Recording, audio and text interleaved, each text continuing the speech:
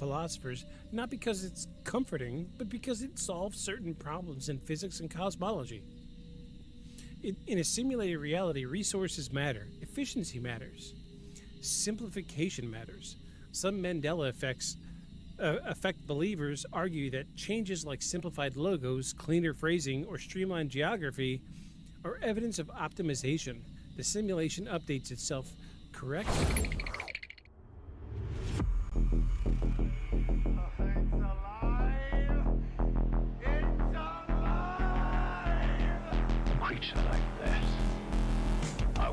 Die.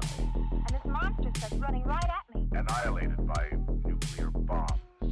Beast is not dead. I put 4 bullets into him. Oh, you're crazy. But I saw that monster too. All I want is for someone to believe me. Contaminated. Face. Horrible. Look like it would scare you to death. All right, let's get to work.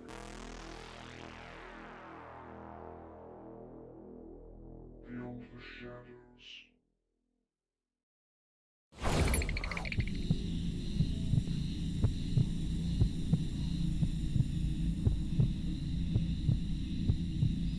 It was supposed to be an ordinary August night in rural Kentucky. The kind where the heat settles in, nothing moves out once the sun goes down. A few adults, some kids, a farmhouse surrounded by fields and trees. No reason to expect anything out of the ordinary, but just after dark, something came out of the sky and dropped behind the trees near the property. And not long after that, something else began appearing at the windows, not once, not briefly, over and over again, watching, approaching, backing away. And I lost my spot. backing away. When fired upon, only to return minutes later. By the time police arrived, the house was littered with shell casings. The people inside were terrified, and whatever had been outside was gone, leaving behind no bodies, no wreckage, no explanation for why something would come to a farmhouse in the middle of nowhere, and keep coming back.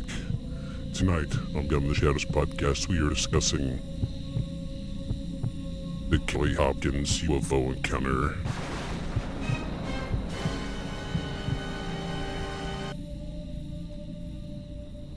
Welcome in, everybody.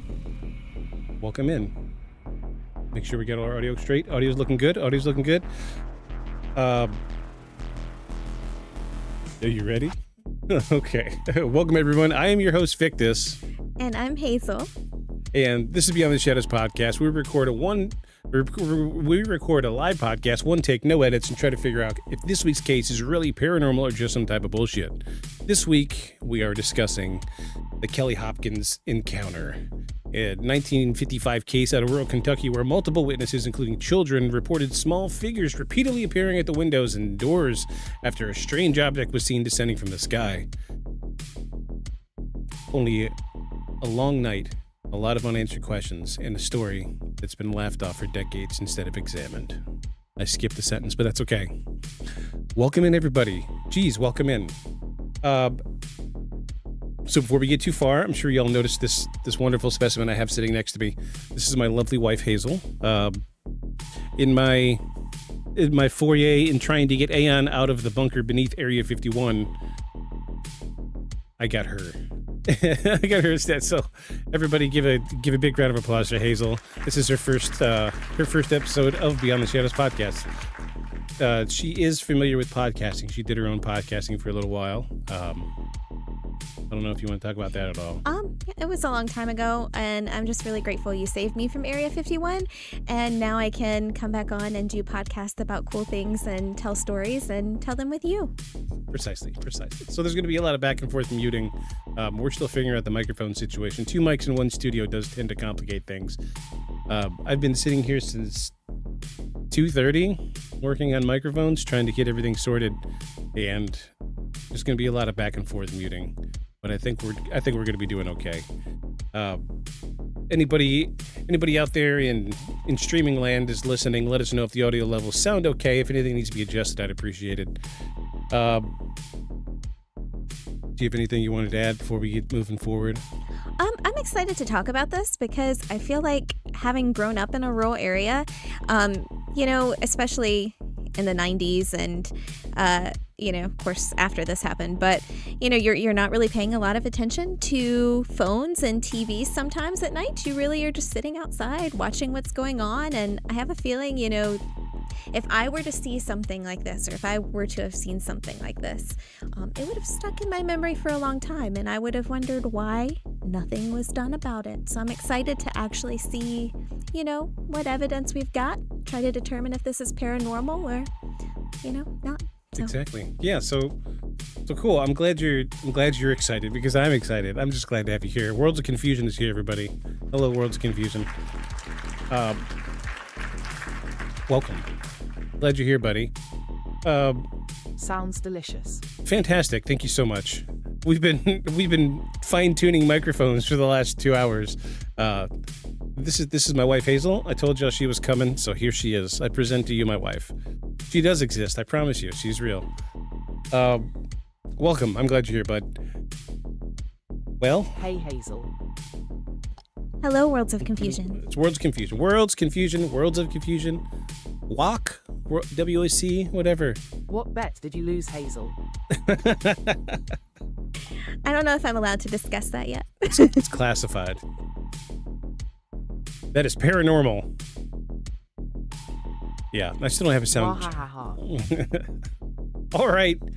Well, jerks, let's get into it. We do have a little bit of a structure to stick to. We're going to try to lean more towards the regular structure that we've been doing with the script and normal things. Sorry, couldn't help myself. No, you're fine. Totally fine.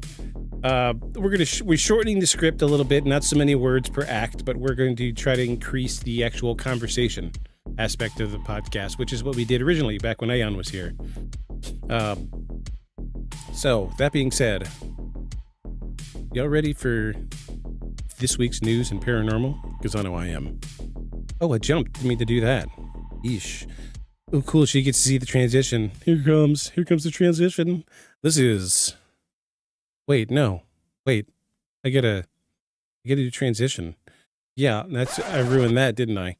No, not that one. Jeez, I'm nervous now. Before we get into tonight's case, it's time for this week's... Yeah, I usually miss the news. Oh, cool. Yeah, you're right in time. You got it right at the beginning, so that worked out. Oh, at BRB. Okay, well, we'll hold off for just a minute.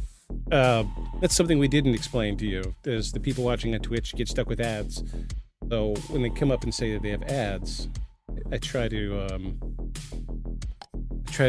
accommodate that? Yeah. Yeah. That way I do my best to make sure that people don't have to pay to watch the show. I mean, you could watch it later, but it's admittedly more fun live. Yeah, way more fun live. Fantastic. All right, well, we're going to dive off into this week's, before we get into tonight's case, it's time for this week's news and paranormal. Look at the strange, the unexplained, and the stories that made people stop and ask whether something weird is actually going on, if we're just getting better at noticing it. HEPH. Lurkin' twerkin' HEPH. Oh, heffies. Well, let's get into it. This week's news in paranormal. Fantastic, wonderful transition. Start off the news this week. We have new UAP footage reviewed by independent analysis. Civilian analysis reviewing recently released UAP footage claimed the object's movement doesn't match known aircraft or drone profiles, citing abrupt acceleration and angle changes without visible propulsion. Yeah, we already know all of this. So let's move on to the next case. Is increased UFO sightings reported near military training routes. Multiple pilots have reported UAP. UAP? Question mark?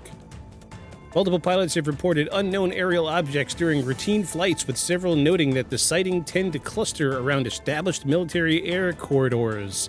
Which this is not new news. This has been going on since the 1940s. Furthermore, astronomers detect unexplained radio bursts repeating in unusual patterns. Fast radio bursts originating outside our galaxy are showing repetition patterns that researchers say are still unexplained by current models. And taking the clock back just a little bit, remote viewers revisit Cold War-era psychic intelligence programs. Declassified documents are resurfacing online, reigniting debate over whether government-funded psychic research ever produced usable intelligence. And residents report low-frequency hum in multiple regions. This is also not new news. This has been going around for a long time. Communities across several countries are once again reporting persistent low-frequency sounds linked to anxiety, headaches, insomnia, with no confirmed source, which makes me think about the hum, which is a subject we almost covered on the podcast a couple months ago. Not a lot of verifiable information, so it's hard to investigate something without evidence. And paranormal investigators document spike in shadow figure encounters. If that interests you, go check out Season 1. Several investigation teams are reporting similar descriptions of tall, featureless figures appearing briefly in peripheral vision during overnight investigations. And getting close to the end here, new analysis challenges the long-standing explanation for a famous ghost photograph. A re-examination of a well-known spirit photo suggests the original debunk may have overlooked environmental factors present at the time the image was taken. And finally, witness reports strange lights over a rural farmland. Several rural residents reported silent hovering lights performing low, deliberate movements before vanishing. No aircraft identified in the area at the time. And those are just a few of the stories from this week that sit right on the edge between explanation and mystery, and some of them will turn out to be nothing. Some might have already have answers that we just haven't connected yet, and a few might still be waiting for the right question to be asked. Yeah, I almost hit that right on the every week, just barely miss it. So if I try to... What's a UAP? A UAP, unidentified aerial phenomenon. That is the... UAP is the new term for UFOs. That's what they're officially calling UFOs today, are UAPs. And these background sounds down just a little bit. So I am not a professional by any means, like Victus here, but I'm just wondering, are there more Every day's a school UAP? day. That's right. It is here, yeah. So UAP, I'm wondering, are there more sightings now that there are more like drone activities available to citizens and things like that? So yeah, be kind of easier to confuse those things. So UAP is the most prevalent term right now. Everybody's throwing around. We have all these congressional hearings here in the States that that people will say, they will go in front of congressional hearings and they'll talk about, they won't use the word UFO anymore, but now they use the words UAP, unidentified aerial phenomena. And as of the last 12 months, we've been introduced to... Oh man, now I want to get a drone and dress it up like a UFO. That's a thing.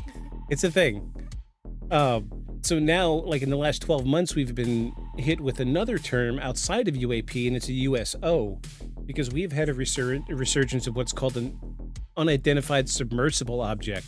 And these are things that look like UAPs or UFOs, but they're coming out of the water or going into the water.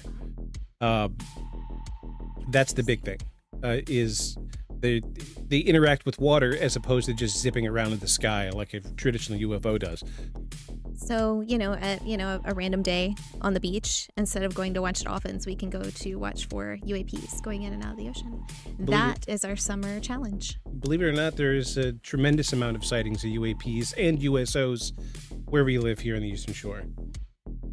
So those of you who are familiar with the show know that we live on the Eastern Shore. So just south of us is a very big military base about an hour away. And there are tons and tons and tons of unexplained sightings in that area.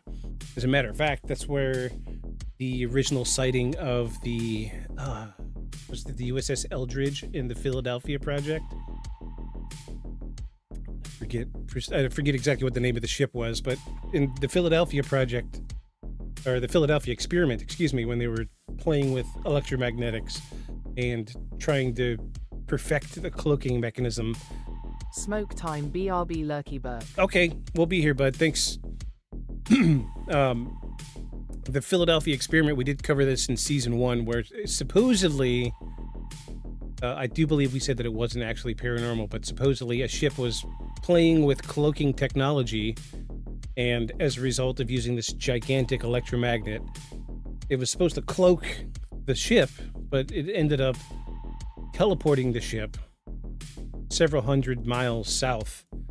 So it was north of us a couple hundred miles, and it appeared south of us about 60 or so in the water, and it was sighted at a military base, shimmered into existence, and then disappeared and showed back up And once it rematerialized back where it was at, the absolutely horrifying part of the story is like members of the crew were like fused to the deck and like arms sticking out of the walls.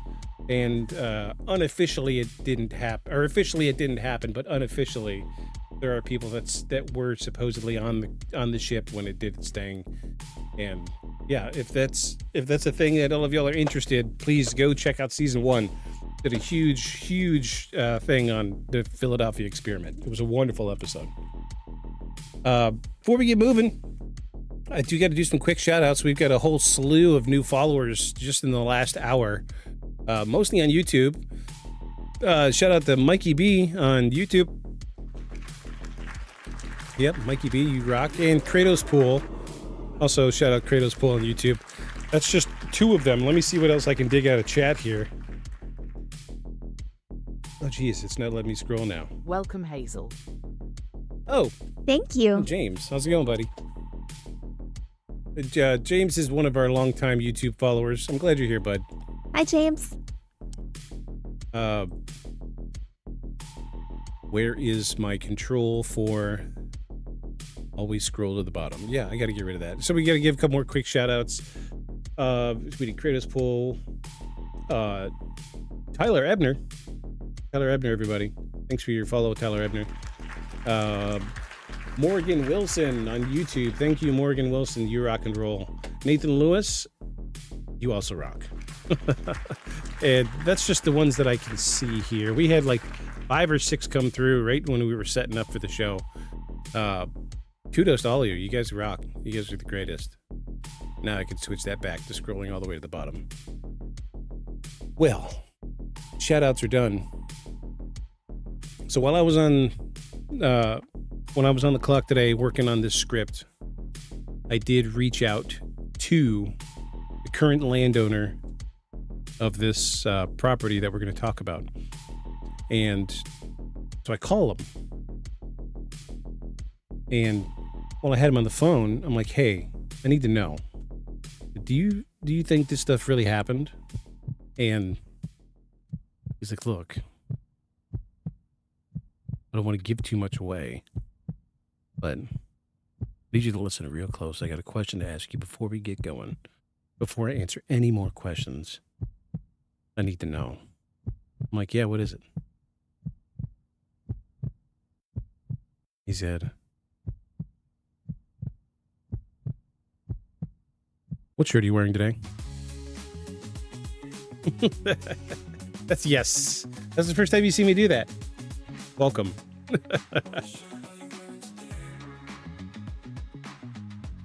So we did have a wonderful conversation that I was like, you know, if you're doing the podcast, you can have to start buying t-shirts. And obviously I'm the one wearing a graphic tee tonight. Yeah, I'm just kind of waiting to see if everybody kicks me off first before I start my graphic tee collection. But I mean, I do have a few I could break out eventually. Yeah, but you will eventually. We have some matching ones too. We could match. We could be obnoxious and match. We are that couple. We have matching t-shirts. But I've worn mine already for the year. One of them that we match. But I did get a new shirt today, just this morning, after I said I wouldn't buy anymore. Sailor Moon, everybody. Sailor Moon, Sailor Moon. Yeah, I thought it was too cool to pass it up. I love my 90s anime. Can't go wrong with Sailor Moon. You cannot. Awesome. So now that you've had your first taste of what shirt are you wearing today, and my ridiculous format for this podcast, before we get going, I guess the real question would be, do you know anything about this case? Anything? I just know very limited stuff. Like, I definitely snuck a peek at the intro before you got started, but I didn't look at the rest of it. So I feel like at some point I remember us talking about this in general because we do have a lot of paranormal discussions in our house, but I just don't remember a lot. Okay. But, yeah. I was just curious. This is always a conversation I had with Ayan when he was here. I spoke with him the other day. He is coming back, folks. He's coming back. He's gonna He's going to wait for his time to run out in that bunker beneath Area 51. He's still tied up in legal work over there.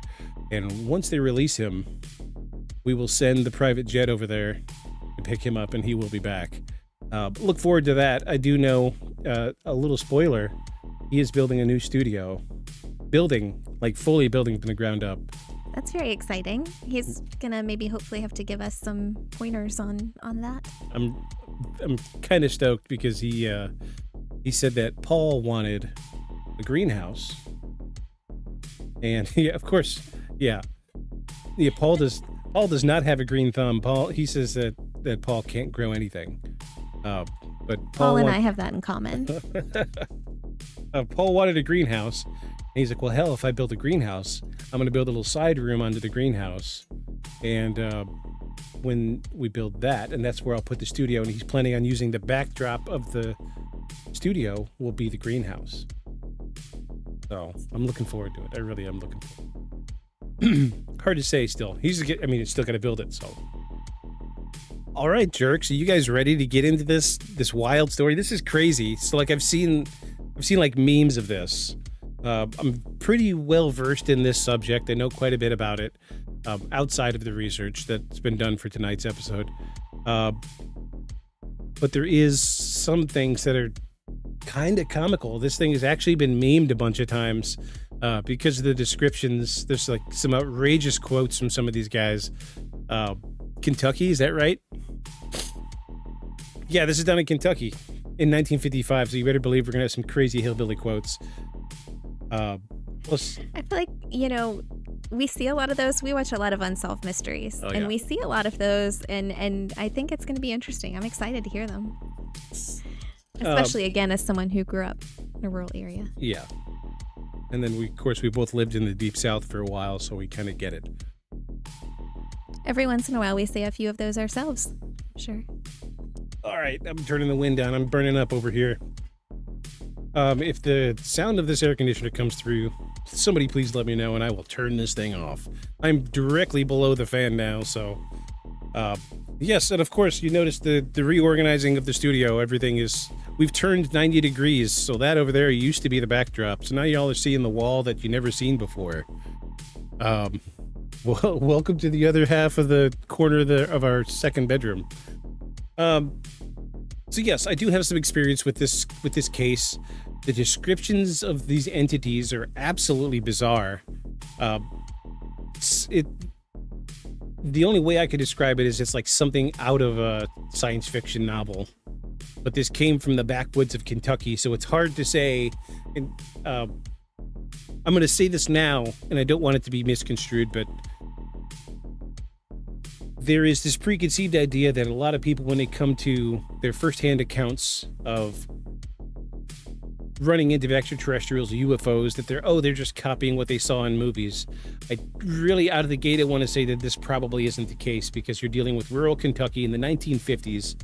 A lot of these guys didn't go to the movies, didn't read science fiction comic books. These guys were farmers. And, I've actually looked at the pictures of where this building is today, and it's still in the middle of a field in the middle of nowhere. So these guys are not hip to like pop culture and what's going on with science fiction and all that other business. So I don't think that we're looking at something that's like a societal rub-off that's making it, they pulled that from a movie. And I say that because the description of these creatures is so ridiculous. And you will see, it is so ridiculous. But this is an absolutely bizarre story. But we're going to get into it, folks. Are y'all ready? This is Season 3, Episode 7 of Beyond the Shadows podcast. Something at the Windows. The Kelly Hopkins Encounter. This is Act 1, everybody. Act 1.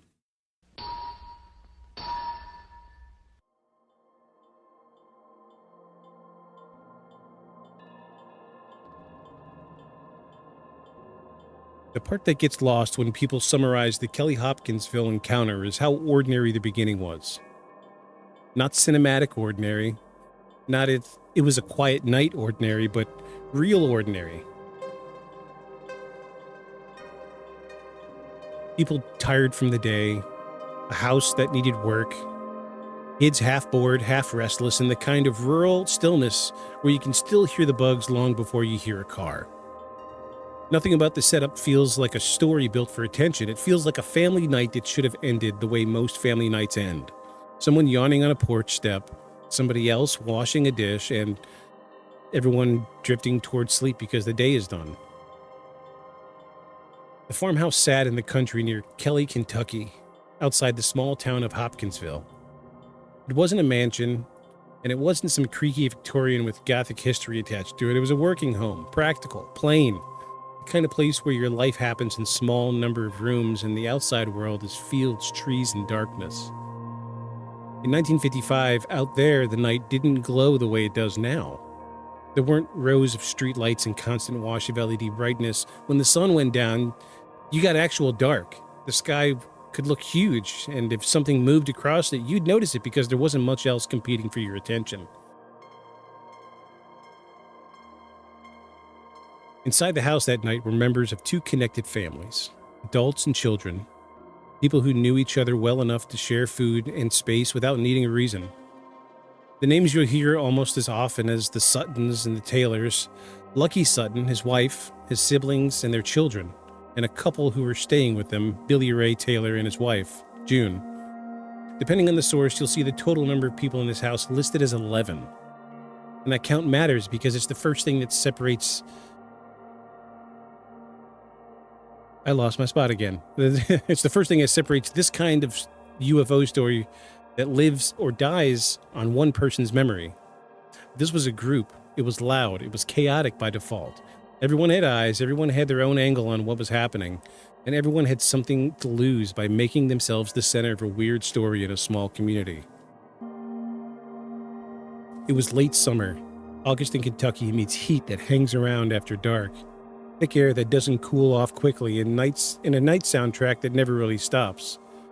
You can imagine the adults sitting around and talking, the kids half listening, half doing their own thing, and the house settled into that rhythm where nothing is urgent. People might have been eating or finishing up after eating.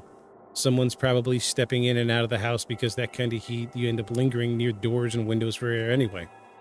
It's the kind of environment where you naturally are aware of the outside, because the line between inside and outside is thin. Screen doors, open windows, porch lights, and the idea that the world around the house is part of your evening, whether you want it to be or not. And at some point in the night, Billy Ray Taylor stepped outside. He wasn't doing something dramatic. He reportedly went out to get water. Depending on the version you read, it's either a well or a pump, and that detail doesn't change the moment. What matters is he went out alone into the dark, doing something normal, and then he saw something that made him stop. He later described an object moving across the sky. Not a plane, not a slow drifting light. Something bright came in low, like it was descending, and it appeared to drop behind the tree line or into a nearby area. The description often includes the idea of it being silver or glowing and moving in a way that felt controlled. Picture the difference between watching a shooting star, quick one direction gone, and watching something that looks like it's coming down deliberately. That's the kind of thing that flips a switch in your mind because your first thought isn't aliens, it's that shouldn't be doing that. And he went back inside and told the others, this is where you can almost feel the room change. A group of people hears, I saw something. And most of the time, the reaction is dismissive at first. Someone laughs. Someone says it was a meteor. Someone says it was a plane. People want normal explanations because normal explanations mean you can go back to whatever you were doing. But this wasn't a story told the next morning. It was told immediately while the night was still happening. With the person who saw it still standing in front of everyone, still keyed up. And the adults didn't rush all outside at once and start scanning the skies like a movie scene. They stayed inside. They talked. They tried to decide what it meant. The reaction is important. It suggests hesitation, uncertainty, and default assumption that the world is still the world. If you're trying to fake something, you usually lean into it fast. You build excitement. You get everyone on the same page. What you get here is the opposite. People trying to talk themselves down. So time passed. And the amount of time varies depending on the telling. Some sources say minutes, some imply closer to an hour, but either way, it wasn't instantaneous. The sighting didn't immediately turn into a siege. And that pause matters because it shows there was a window where the house could have settled back into normal. If nothing else had happened, this would have been the story of Billy Ray saw something weird in the sky. And then everyone would have just gone to bed. It would have lived as a quick anecdote, not a case file. But something else did happen. Not out in the distance, not on a ridge line, not on a vague light that could be dismissed. Something happened close enough to touch the house itself. It started with a movement at the edge of their awareness. Something near a window. Something near a door. Something that made a person who was already thinking about the sky turn their head sharply. The first reported appearance wasn't introduced like a clean, single moment that everyone witnessed at the same time. It was more like the house became aware of a presence, and then the presence made itself visible. This is where the details get strange in a way that is hard to shake, because the description of what they saw doesn't fit neatly into a category people want to put it in. Later, the story would get turned into a punchline by some little men or goblins and all the rest. But that's the language that makes people smirk. But take that out and focus on the behavior they describe. The mood changes. The figures are small, yes, but not in a cute way. Small in a wrong way. They didn't behave like animals. They didn't behave like drunk teenagers. They behaved like trespassers trying to steal something. They appeared at the windows. They approached the house. They looked in. And when they were confronted, they didn't react the way you expected something living to react. The adults inside the house were armed. In rural Kentucky in the 1950s, that's not surprising. The difference between normal and not normal is what makes you pick one up because you think you might actually need it. Once the idea of something outside the house becomes real, the mood inside would have sharpened fast. Kids get pulled back. Adults stand in doorways. The whole room turns into a single tense organism, listening for the next sound. There's also a psychological detail that matters here. When you're in a rural house at night and something is outside, the windows don't feel like protection. They feel like weak points. Glass isn't a wall. It's a vulnerability you tolerate because most of the time nothing wants to come through it. And the moment you think something might, every window becomes a problem because you can't stop staring at it. Even if the window is closed, you picture it shattering. Even if you've got a porch light on, you know it only lights up a small circle, and everything else beyond that circle is dark. What they reported seeing wasn't a single flash. It wasn't one moment of terror that ended. It was the sense of repeated approach, something that came near the house, backed away, came again. That repetition is what turns fear into desperation, because it doesn't give you closure. It gives you a clear threat you can resolve. It gives you the feeling that you're being tested. Hold, please. I need to scan down just a little bit. Okay, yeah. Just making sure we were getting close to the bottom of this. In the earliest phase of the night, before the police, before the story spread, before anyone had time to decide what it meant, the people at the house were dealing with one basic reality. They believed something non-human was right outside their home, and it was interested in them. Not the barn, not the woods, not the road. Them. The kids in the house weren't dreaming this. They weren't alone in a bedroom with vivid imagination. They were in a room full of adults, hearing adult voices change tone, watching adults move with intent, seeing weapons come out. And if you've ever been a kid in a room where adults are suddenly scared, you know that feeling is contagious.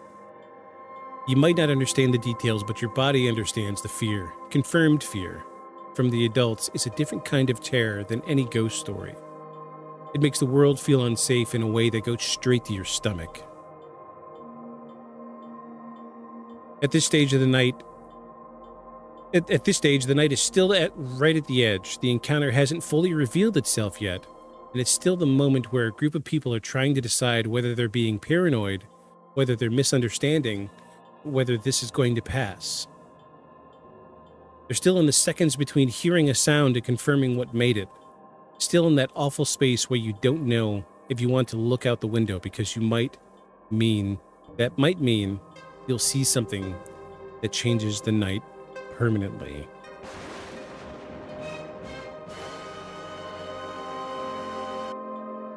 Okay. That was a lot. Not gonna lie. It was a lot. A little more poetic than we usually do. But I wanted to try to build kind of the atmosphere of what's really happening here. Let me break this down. Let me take the fluff off of this Alpha of Act 1 and tell you what's going on. We have a group of reportedly 11 people in a house, which essentially this is a barn with a front door. We're dealing with a group of 11 people in a house. One man steps out to get water from a well or a pump, whatever it is, and sees something obviously not a shooting star. This is a common thing. We've seen this a lot in UFO investigations. And he tells everybody else inside. They don't really panic at first. And I think that's important because that does give some credence to the fact that we're dealing with people with agendas and they got lives to live. This is also giving a little bit of credit to their credibility because we're immediately not looking for people that are going like, where's it at? Because I got to tell everybody what the story is. So I got to go outside and see what it is so I can tell my own version of it. That's not what we're dealing with here. In fact, it seems like he actually had to go in and convince them that he actually saw something and they try to talk him out of it. But then very loosely in Act 1, we hear that something is approaching the house. They don't know what it is. And we're about to see what is really happening. Any thoughts on any of this so far? I know it's a lot. So I feel like I'm torn because, I know we've talked about how ideally the people telling the story, the people who have lived this, they maybe have not had exposure to some of the movies, the books, the storytelling that would come with, aliens, little creatures visiting, right? But at the same time, we do know that, in Appalachia, and some people say Appalachia, so don't, come for me, but that there's excellent storytelling, all throughout time. And so I'm kind of stuck because I want to believe these people because, how interesting would that be? Right. But I'm also in the mindset of we don't really, I'm not sure yet. I haven't decided yet. I'm stuck because I know that this could be a case of someone being a wonderful storyteller and creating this experience that their kids are never going to forget for the rest of their lives. Right. And so I'm not sure. So it's interesting you bring up the oral traditions part of that. Let me see if I can find a picture of this house. I had it pulled up. I don't know what happened to it. Don't look. Don't be looking over here. I don't want to give it away yet.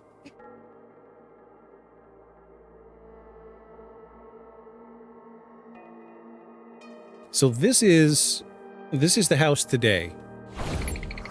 And admittedly, it's not much of a house. Oh,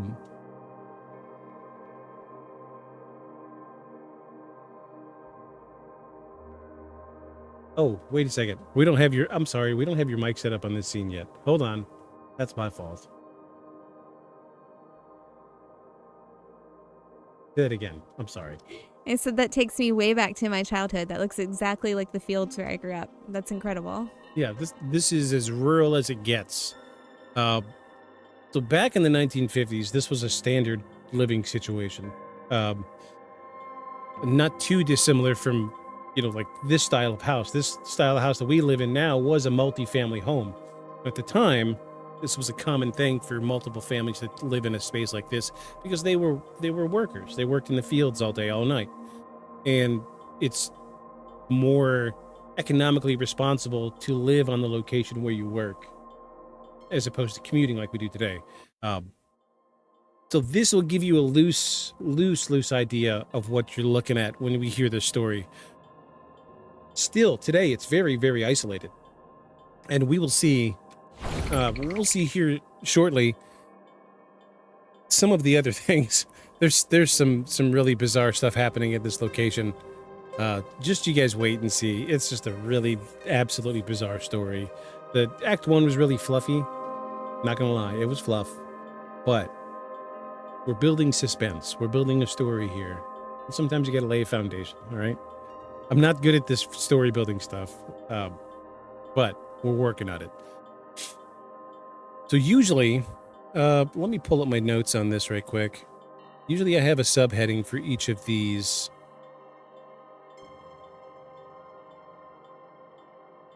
For each one of these acts, I don't know what happened to my subheadings.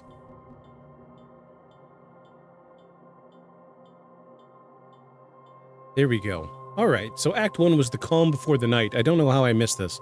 It didn't get copied over. So now we're going to get back into Act 2. The first appearances.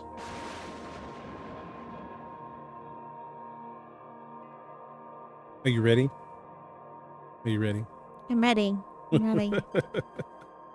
All right, let's get into it. This is Act 2, everybody. Act 2, the first appearances.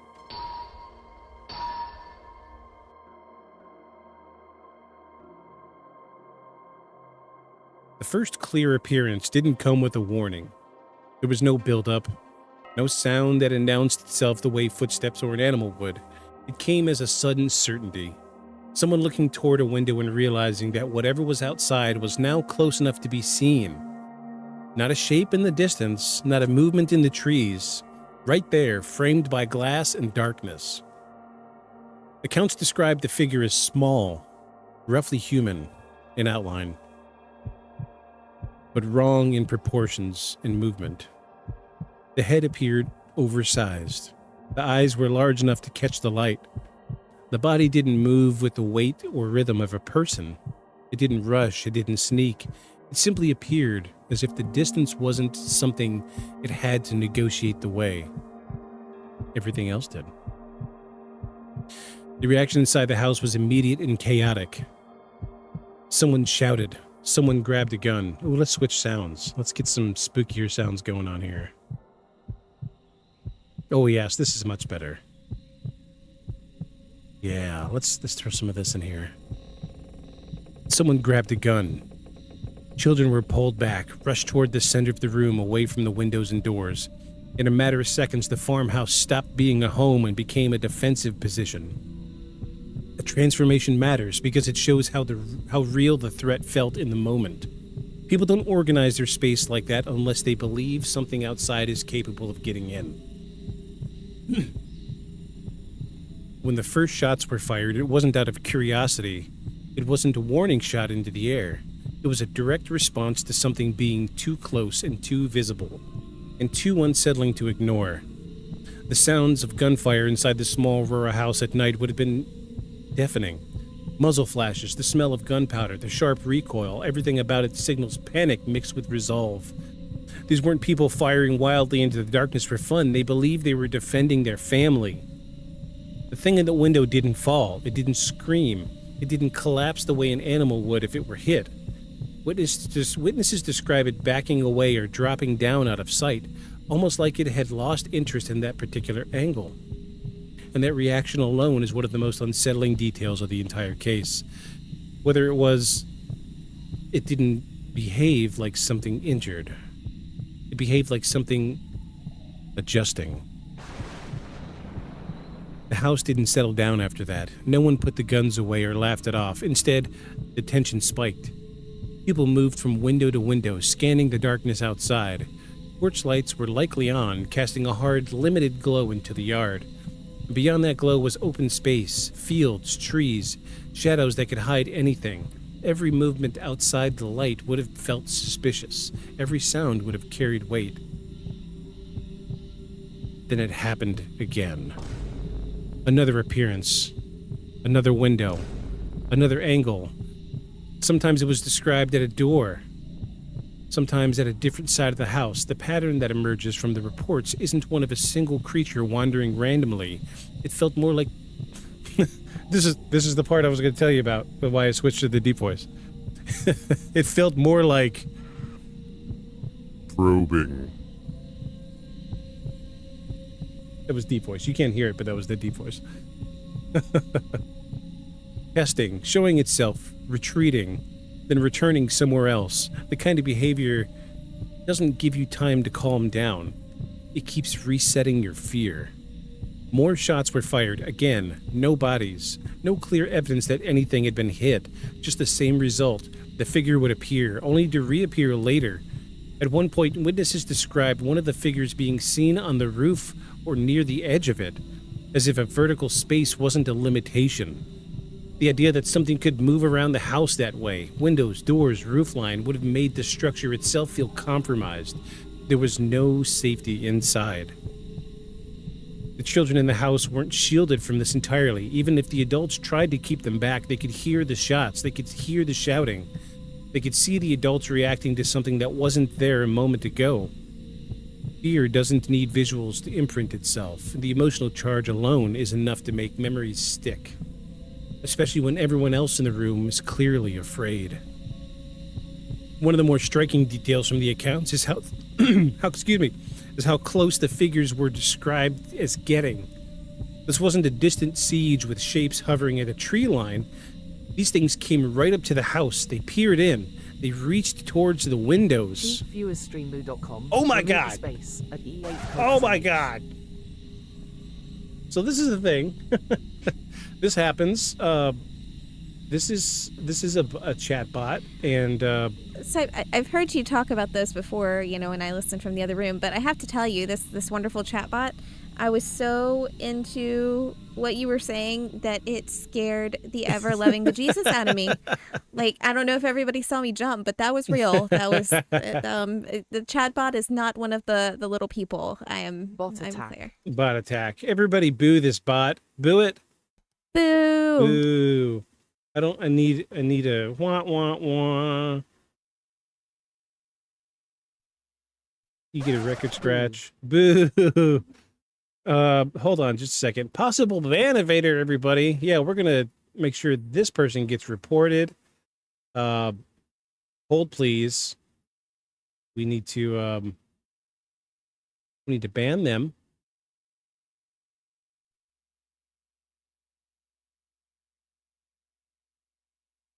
All right. Get out of here. You're gone. Thank you for the boo. They needed that.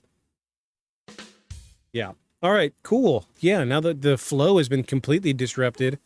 I was moving too. Jeez. I was building suspense. Geez, where was I at? We'll start right there. Yep, so that's a chat bot. That happens. Somebody trying to sell fucking cheap viewers. We don't buy that shit around here.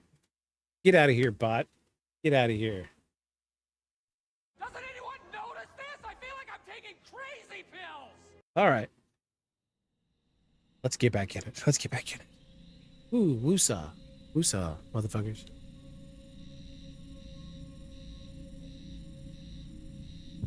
Back to what I was saying before I was rudely interrupted. Stupid bot. One of the more striking details from the accounts is how close the figures were described as getting. This wasn't a distant siege with shapes hovering at the tree lines. These things came right up to the house. They peered in. They reached towards the windows. They interacted with the structure directly, and that closeness captures any collapses any comfortable distance between observer and phenomena. It forces a confrontation that feels personal, kind of like a bot in chat. And despite the repeated gunfire, there was no sense that the situation was resolving. Ammunition was being used, nerves were frayed. The adults inside the house had to be realizing, even in the heat of the moment, that whatever they were doing wasn't working the way it should. Shooting at a threat and watching it shrug off the response is one of the fastest ways to induce helplessness. It turns confidence into dread. And there's also the question of the sound, or the lack of it. The figures didn't shout. They didn't growl. They didn't communicate in any recognizable way. Their silence is important. Silence removes intention. It leaves the witness to project meaning onto behavior alone. and behavior without explanation is harder to rationalize. A barking animal, a yelling intruder, even a drunk trespasser gives you cues, and these encounters offered none. And as the night stretched on, the pattern continued. Appearances, retreats, returns. Each cycle chipped away at the hope that this was a brief, isolated incident. And at some point, the adults had to confront the reality that they couldn't simply wait it out inside the house. Staying put meant continuing to react to something they didn't understand and couldn't stop. Leaving the house meant exposing themselves to whatever was outside. And that dilemma, stay or flee, is a critical turning point. It tells you how severe the fear had become. Rural families don't abandon their homes lightly, especially at night, especially with children. The house is supposed to be the safest place you have, and choosing to leave it means the outside feels less dangerous than staying. Eventually, that's exactly what they did. The group piled into vehicles and drove into town up to the Hopkinsville police station, and the decision wasn't framed as we saw a UFO. It was framed as something is outside our house and we're under threat. That distinction matters because it reflects how the experience was understood in the moment. This wasn't about explaining what the things were, it was about stopping what was happening. And when they arrived at the station, their appearance alone made an impression. Multiple adults, children, visibly shaken, some still armed or clearly having been armed moments before. They weren't calm storytellers recounting a strange sighting, they were people seeking immediate help. The police took them serious enough to respond, which tells you something about the state they were in. And law enforcement doesn't mobilize over jokes or casual claims.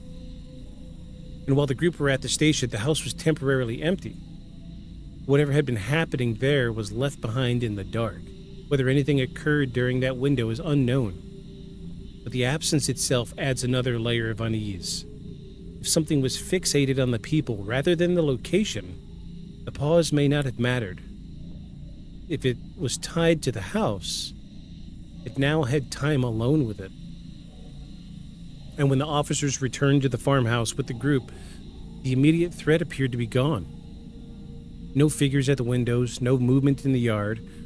What remained were physical signs of the night. Shell casings scattered on the property, damage to screens and windows, and the lingering smell of gunpowder. The calm after something intense can feel unreal, like the world has snapped back into place too quickly. And for the witnesses, that calm would have brought relief. It would have brought questions. Where did they go? Why did they stop? Were they still nearby, just out of sight? The kind of fear built over hours doesn't evaporate just because the stimulus disappears. It hangs on, sharp and unresolved. And by the end of this phase of the encounter, the experience had crossed a threshold. It was no longer a strange sighting or a confusing moment. It had become a sustained event involving multiple witnesses, repeated interactions, and defense action. Whatever was outside had forced itself into the lives of everyone else in that house, and then vanished without explanation.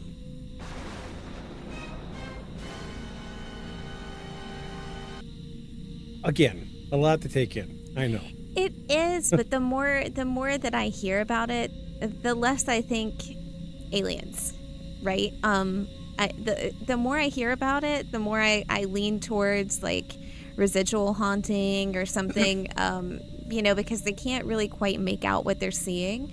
And then I think, why did these creatures not just come in through the windows? Like if they're not being stopped by gunfire, why did they not just move forward? I just have trouble thinking that it's something that could have really done damage necessarily to the people, and like with some type of intent. And of course, in that situation, if you were seeing things like that and everyone in the house was seeing things like that, which is also interesting to me that everyone saw it, I understand why they went immediately into let's get all of our weapons, but at the same time I'm thinking,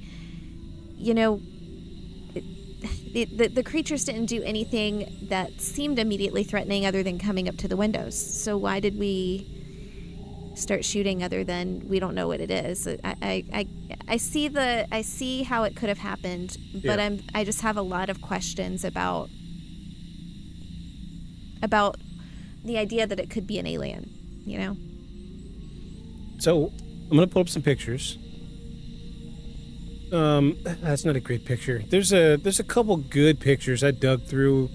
Also, just real quick, the picture you have up and the picture you showed earlier, I see the faint outline of a window in the picture you have up, but in the picture you showed earlier, I did not see windows. Maybe it's just because we saw one side of the building, Yeah, so I'm I was just kind wondering of curious about that. Yeah, I'm wondering. There's a lot of like digitally generated images, and a lot of them show like a little tiny house in the woods, but this wasn't a house. This was a barn, I believe. So I'm gonna pull this photo up. This is a good one. This is actually a colorized version of the black and white photo. So this is what we're looking at here. This is actually one of the photos that were printed in the local newspaper the morning after. So there's something, for some reason, maybe... hold on just a second. Let me switch over. Let me switch back. Let me scroll down.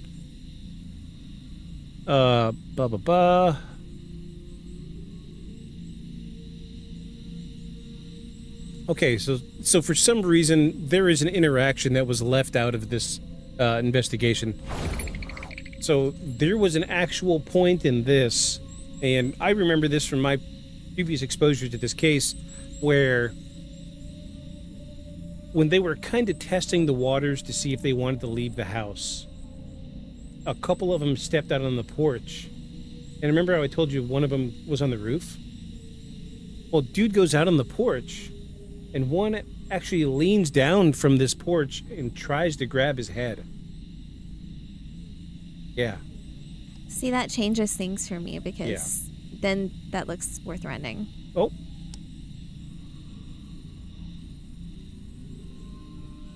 That audio is probably going to loop a few times. Be aware. Well, let's, who's the follow? Who's the follow? I didn't get I got the sound, but not the notification. Maybe Hello? it was one of the creatures. Maybe it was one of the creatures. Maybe it's the mothership has come back and they wanted us to stop talking about it. I'm sorry, I'll get the notification here in a minute, the follow. Whoever you are, welcome. Thank you. Thank you for the follow. You're the best. There we go. Aha. Aussie91, thank you for the follow. You're the best. Hi, Aussie91. Oh. There's another one. Yeah, see. I wonder, y'all getting this audio? Oh, no. Very welcome and hey. We're getting repeating audio right now. I'm sorry. Welcome, Aussie91. I'm assuming that you are Australian, or your name is Aussie. Thank you. Welcome. Yeah, I'm gonna switch back over so y'all can hear what we hear. Alert box is losing its mind right now. Oh no, alert box isn't even active. Yeah, from Australia, haha. There we go. Oh, alert box dropped out. There we go. Cool. Yes, welcome. Yeah, we get a lot of viewers from Australia. A lot of friends of friends are from Australia. Welcome. I'm very glad you're here. Thank you for the follow. I appreciate Maybe we that. should go there one day. This is Beyond the Shadows podcast. We talk about everything paranormal, under the sun, UFOs, cryptids, to ghosts, to high strangeness. I am the host Victus, and this is my wife Hazel. Hi. Tonight we are discussing the Kelly Hopkinsville Encounter. Yeah, it's we get a lot of Australians in here. Probably 3/4 of the followers are from Australia. Glad you're here. We're about a third of the way through the investigation right now. We're just looking at some photos that have to deal with this investigation. We're dealing with a family of 11 out in the middle of nowhere that were very loosely termed as attacked by extraterrestrials of some kind, and we were just going through some of the photo evidence of what happened. So, welcome. I'm glad you're here. Thank you so much for being here. So I just before I lose this thought, before all this started and we got a wonderful new follower, you were talking about how one of the creatures was on the roof and reached down to grab this guy's head. And I mean, now my thought is, if that happened, I don't know that I would bring my family outside to try to leave. I mean, I feel like at some point you'd have to decide, are you going to send a group out to leave to try to go, and then a group to stay there? Because, we don't know what's going to happen to this group that try to leave. It feels kind of like a missed situation. So I'm kind of confused. I mean, you got to think in the terms of 1955 here. When we think about windows, so like behind this amazing poster over here is a window. This is a double pane storm window. It would take an incredible amount of force to break this window. Like, if this were to happen today, we would be standing at the window laughing at the aliens because we knew they couldn't get in. However, in 1955, the standards for windows were a little different. Let me zoom in right here. This is not the best photo, but look right here. This is their window. This was very, very likely hand-blown glass. Very, very likely. Or manufactured glass, which came in giant sheets, usually about a 1/4 inch thick, very cheaply made. They probably only had 1 or 2 windows in their house, and they were very, very cheaply made. This is why growing up you heard lots of stories, like in movies, baseballs going through windows. That happened. Rocks going through windows. It happened. Because back then, the integrity of a window system was a lot different from what it is today. Probably the only thing getting through this window is a bullet or a hammer or an axe. You've got a pane of glass on the outside. It's not even glass anymore. It's technically like plastic. You got a pane on the outside. You've got an airspace in the middle, then another pane. Not at all like what it used to be in 1955. So, out of the gate, we've got one of these things came up to the window. They shot through the window. So immediately the limited safety they had from being closed off the outside was gone. And then I think them going out on the porch and one of them reaching down and trying to grab him was the motivator for them to say, okay, it's time for us to go. The safety's gone. We do have some artist interpretations. Y'all want to see those artist interpretations? I would love to see the artist interpretations. Yeah, just don't pay attention to these other ones till we get to... I saw one just a little bit ago where dude was on yeah, here we go.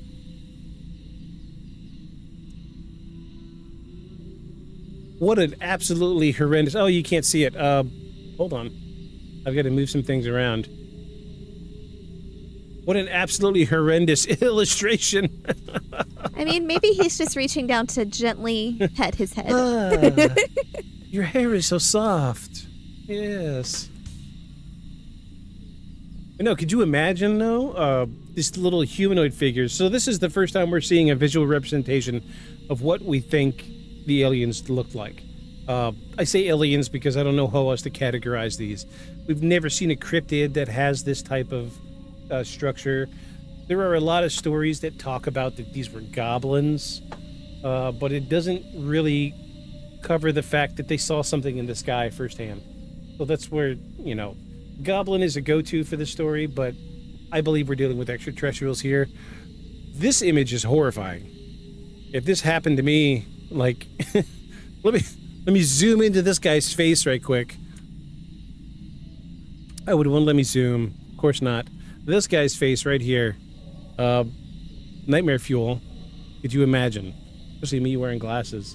He would have got my glasses for sure. I could, you don't even think to look up. Because I've seen so many movies of, aliens coming into houses.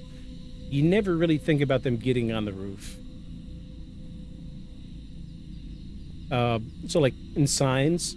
So the movie Signs. I love M. Night Shyamalan. Wonderful movie. It was a great writing. Wonderful cinematography. M. Night Shyamalan does some amazing things with horror. One of the most horrifying parts of that movie is when it gets on the roof and you hear it running across the footsteps across the roof. Because up until that point, you know, we think of like when we're protecting ourselves from things that are outside, you don't think of them being able to just get on a roof. Because if they could just go from a floor to a roof, what else can they do, right? So there were a lot of details left out in the initial, you know, in the investigation that we talked about here, some of the evidence that we're going through. There were a couple reports where a couple of the adults had said that it seemed like they floated. Like they didn't seem to really touch the ground, that they floated across. And that's why they seemed to move around quickly, because they weren't physically touching the ground. Which would explain why they got on the roof. But flip side of that coin is, what is it doing standing on the roof if it can float? I'm an overanalyzer. This is what I do. Maybe this is for shock value. I mean, maybe they wanted them to get out of the house. Maybe. Let's look at this full yeah, here we go. Let's pull this guy up so everybody gets a good idea of what we're looking at here. This, you know what? Let me back up. This is what I want right here. Oh, and of course the image quality is horrible. I wanted to be able to read this information next to the drawing.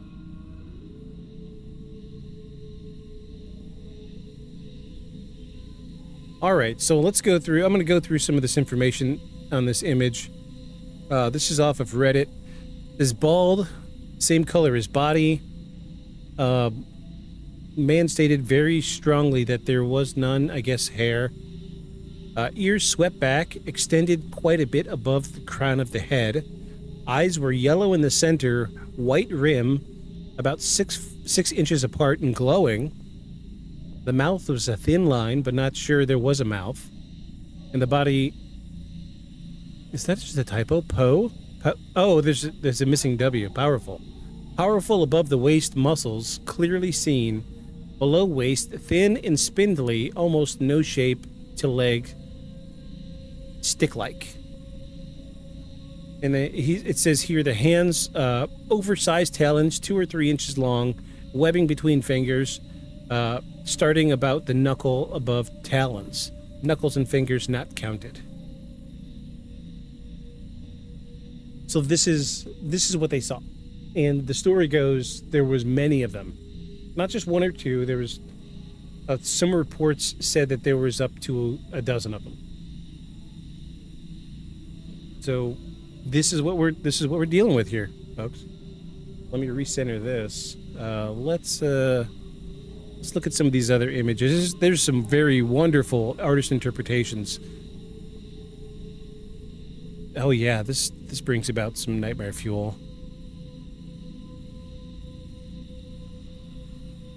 So this image doesn't really do it justice, because we're an artist interpretation. Everybody thinks that this building out in the woods is a cabin. This was not a cabin. It was more a barn that people were living in.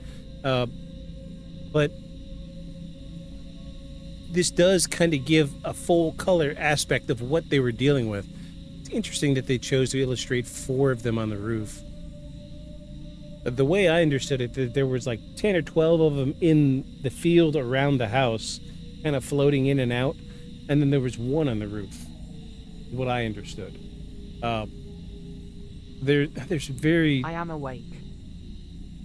Monty, how you doing? Welcome. Hello. Monty, I told you last week she was going to be here. This is my wife Hazel. Monty. She's become my official co-host, and unless you guys run her off, I don't imagine you will. Glad you're here. Hello. Moni fucking M-O-O-O. Hello, Hazel. Hello, my friend. I'm so excited to be here with you. Hello, Wordlesy. Everybody's... I was thinking about you today. Well, all right, kids. We're going to take a quick little break. I need to use the restroom, and we're going to dive back into Act 3. I had a dream of you last night, so that makes sense. Ooh, look at you guys go. Psychic connections. Do the theremin. Cool, I'm gonna make toast. Toast. We have a new chatter. Aussie 91 is from Australia. I'm just saying, you Australians have to stick together. We're gonna take a quick break, everybody. We gotta use the restroom. We are human. I'm gonna make coffee. Make some coffee. Make your toast. We'll be back, everybody. Give us a couple minutes. Breakfast in chat. All right. Hold the phone. We'll be right back. This theory has gained serious attention from scientists and philosophers, not because it's comforting, but because it solves certain problems in physics and cosmology. In a simulated reality, resources matter, efficiency matters, simplification matters. Some Mandela effect believers argue that changes like simplified logos, cleaner phrasing, or streamlined geography are evidence of optimization. The simulation updates itself, corrects inconsistencies, or patches errors. Most people adapt automatically. A few don't. Those people notice discrepancies because their memories were encoded under an earlier version of the system, like cache data that didn't refresh properly.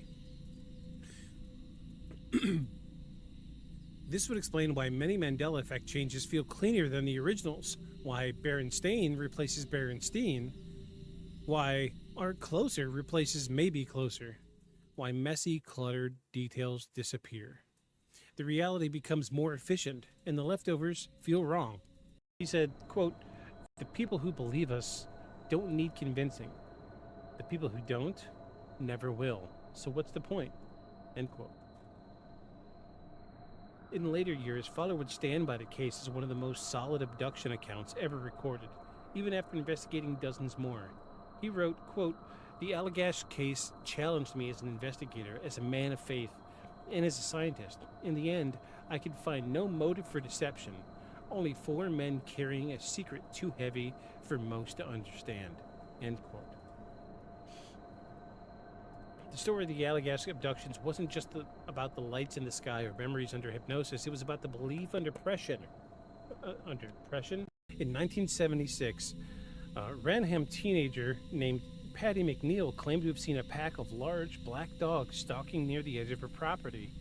She said they were silent and moved in unison.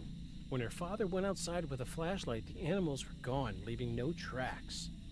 Local newspapers later ran short blurbs about phantom dog sightings on Route 44, with motorists claiming a black shape darted across the road to disappear before impact. And in the Freetown State Forest, several hikers in the 1990s reported seeing large tan cats resembling mountain lions through Massachusetts. I see this every single day. This is the book that if you're really scared about a zombie apocalypse, go and get this book. It will teach you everything you need to know. It is literally called The Zombie Survival Guide, Complete Protection from the Living Dead. This is an actual survival guide. But the more I read it, the more I was sucked in. I see this every single day. It is from the cover of the Zombie Survival Guide. I am a diehard fan. This is the best book for prevention against zombie apocalypse. If you haven't read it, go and read it. Blades don't need to be reloaded. Move upstairs, barricade, block, stay silent, stay dark. Now you know how to survive the zombie apocalypse. There's interactions with chat that you can do. There's you could drop emotes in chat and things pop up and do crazy. We've got custom emotes. Yeah, I put together like, oh look, we have a Mothman emote. Here we go. Check this guy out. You drop a bunch of emotes in chat. They dance around the screen. Those were fun. We've replaced the drums of the voodoo ceremony with the rhythm of a CPU fan. We've replaced the graveyard with the cloud, but the story's the same. The body reanimated, the mind enslaved, the will erased. Whether it's chemical, mechanical... Okay, we're back. Tanks are empty. Before we get going forward, I wanted to show this newspaper clipping right here. This was what I was trying to find earlier. Let me move this over so everybody can see. This was actually in a local newspaper at the time. I'm going to do my best to read this because it's like a copy of a copy of a copy. It says, "This house near Kelly where little men from out in space Ooh, wow. were supposed to have been seen last night with the gun is Lucky Sutton looking up at the porch roof where one of the invaders supposedly sat in the doorway is Billy Ray Taylor, who says his hair was pulled by the man on the roof. And there is, this is a full-blown article. This actually happened, folks. I'm not making it up. Yeah, this is, I love being able to pull actual newspaper clippings and show them because it does lend some authenticity. I would love to see the progression of this on microfilm and somewhere in the Oh yeah, archives of a Kentucky library somewhere, because I imagine the story just kind of keeps getting better and better as time goes on. Absolutely. Story of spaceship, 12 little men probed today. Yeah, it's so it does make you wonder, like, this is the one that everybody sees when they look this up. But what were the articles like after this? I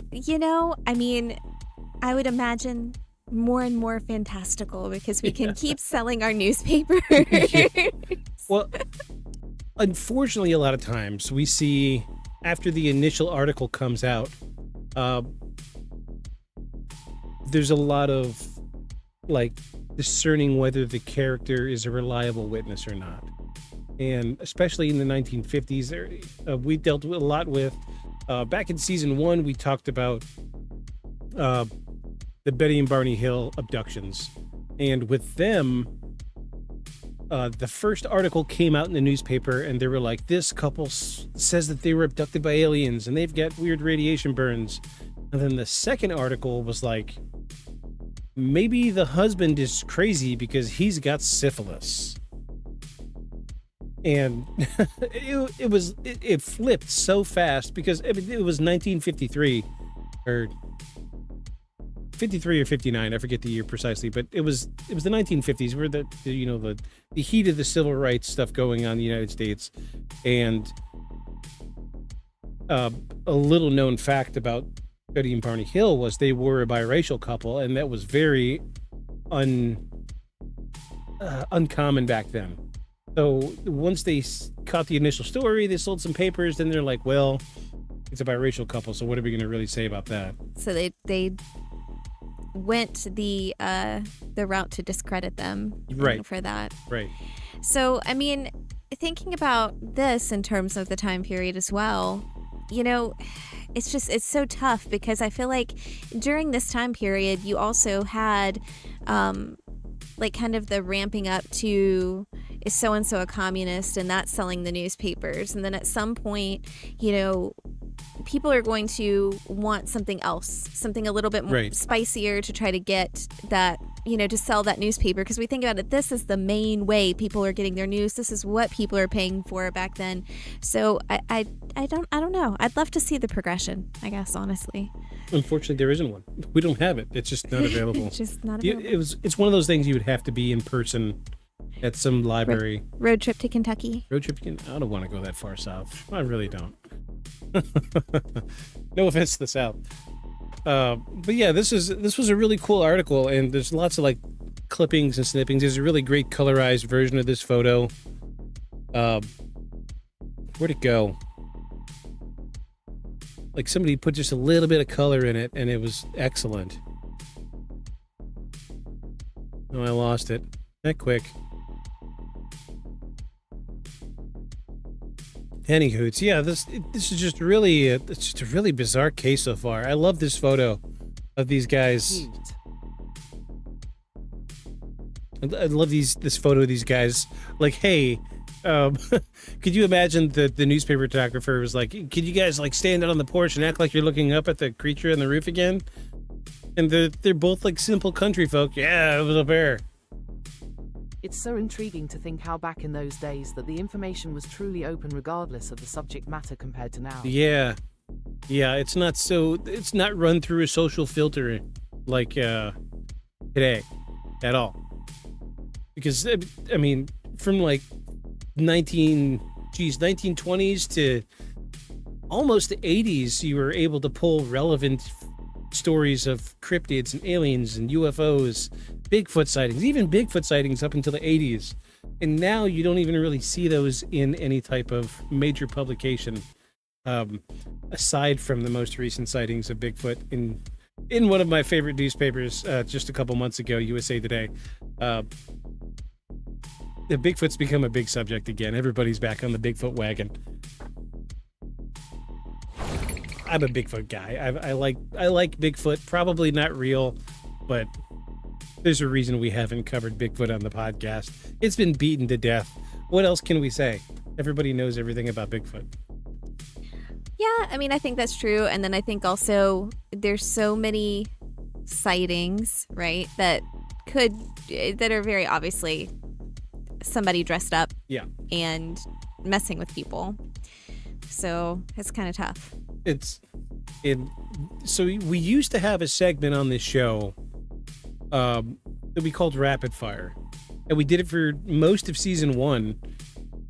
And towards the end of season 1, Aeon was captured and taken to the bunker beneath Area 51, so I was by myself, and I started really looking at these videos because we seemed to get an influx. People were sending us videos of things from like Instagram and Facebook and TikTok.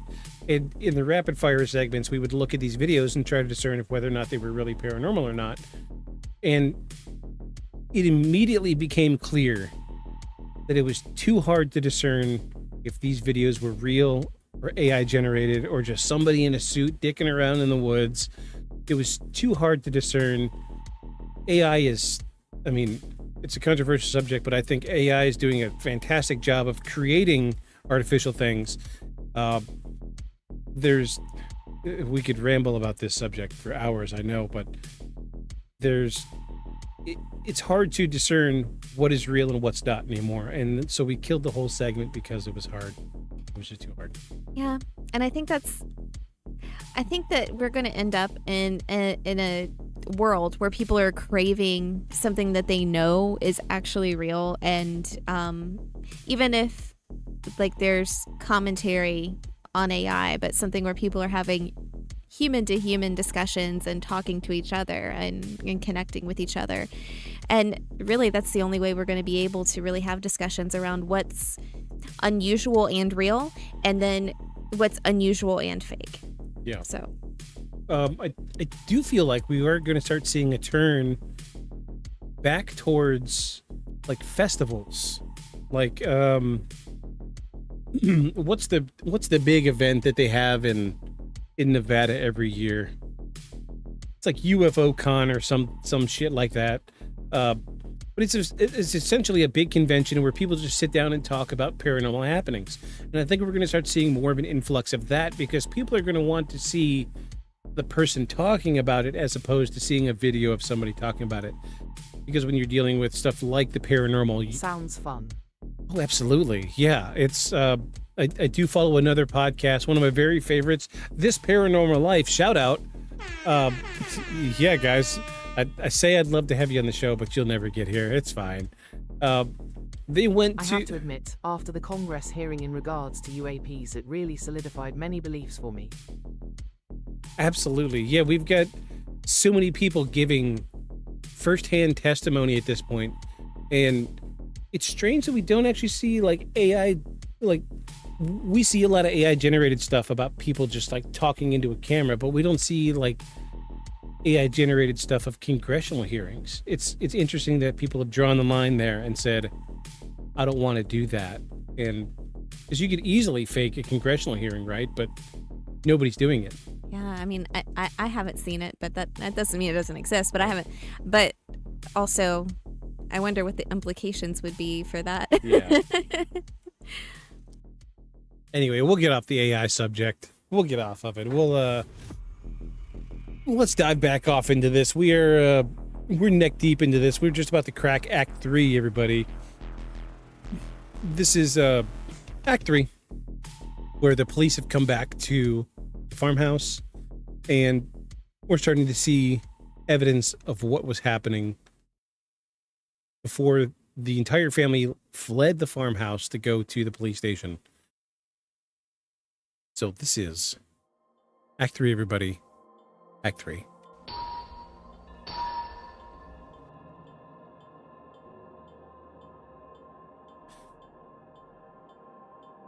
Just checking my audio levels. Hold, please. Okay. That sound quieter than normal? Did we turn that down? Oh, there we go. Okay, we're good.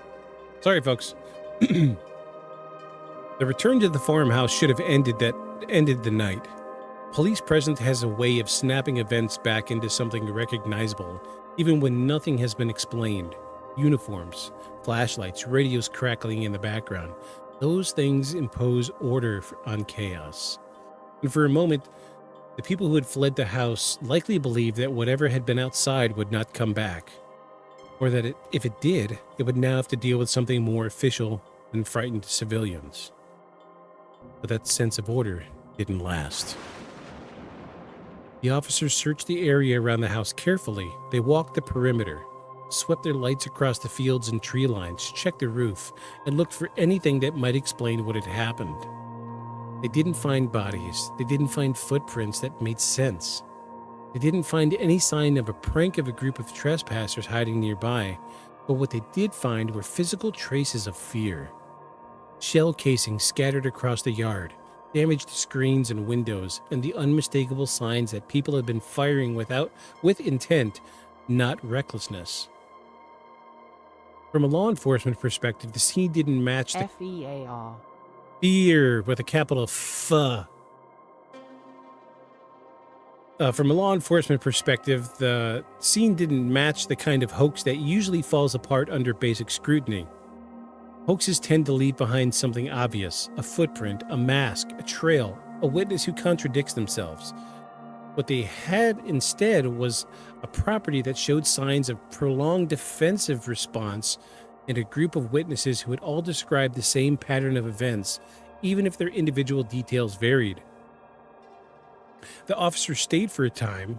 How long is debated, but long enough to feel confident that nothing immediate was happening. And eventually a decision was made to leave. And that decision is crucial because it returned the house and the people inside it to the same vulnerable position they'd been in before, only now with exhaustion layered on top of fear, with a capital F. But I heard, yeah, capital F. By this point, the night had taken a toll. Adrenaline doesn't sustain you indefinitely. It spikes, it crashes, and what's left behind is shaky, hollow fatigue. And the adults had been alert for hours, reacting to repeated threats, firing weapons, hurting children, and then rushing into town for help. The children caught in that cycle would have been running a mix of terror and overstimulation. No one was calm, no one was thinking clearly, and yet they were back in the house trying to decide what to do next. The quiet after the police left would have been oppressive. Silence after chaos isn't peaceful, it's suspicious. Every sound feels louder because you're listening for something specific. Cricket chirp can sound like movement. Wait, I have a cricket sound. Yeah. A branch brushing the side of the house can feel like a deliberate touch. Sleep under those conditions isn't just difficult, it feels irresponsible. And then according to the witnesses, the figures returned. And this is where the encounter shifts from frightening to psychologically punishing.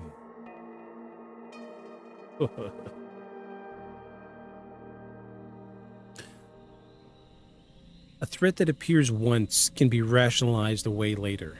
A threat that returns after police intervention suggests something else entirely. It suggests either a complete lack of concern for human authority or an inability to recognize it as meaningful. Yeah, P.S. Choligil horrors are worse. Yeah. The psychological stuff seems to stick in the brain. It's the kind of shit that gives you PTSD. Good luck reading that one TTS. I'll copy and paste it so you can hear it again.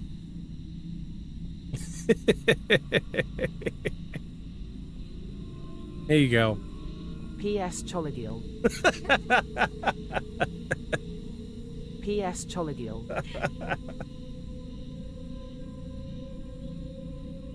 We'll take it. So P.S. Choligil terror. Listexia.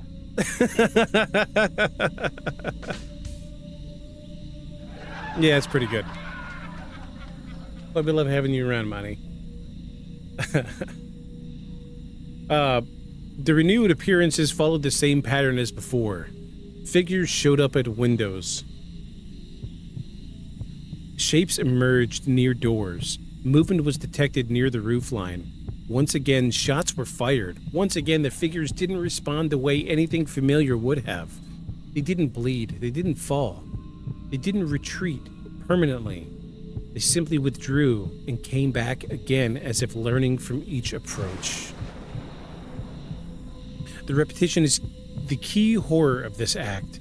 It wasn't a single terrifying moment stretched thin by memory. It was a cycle.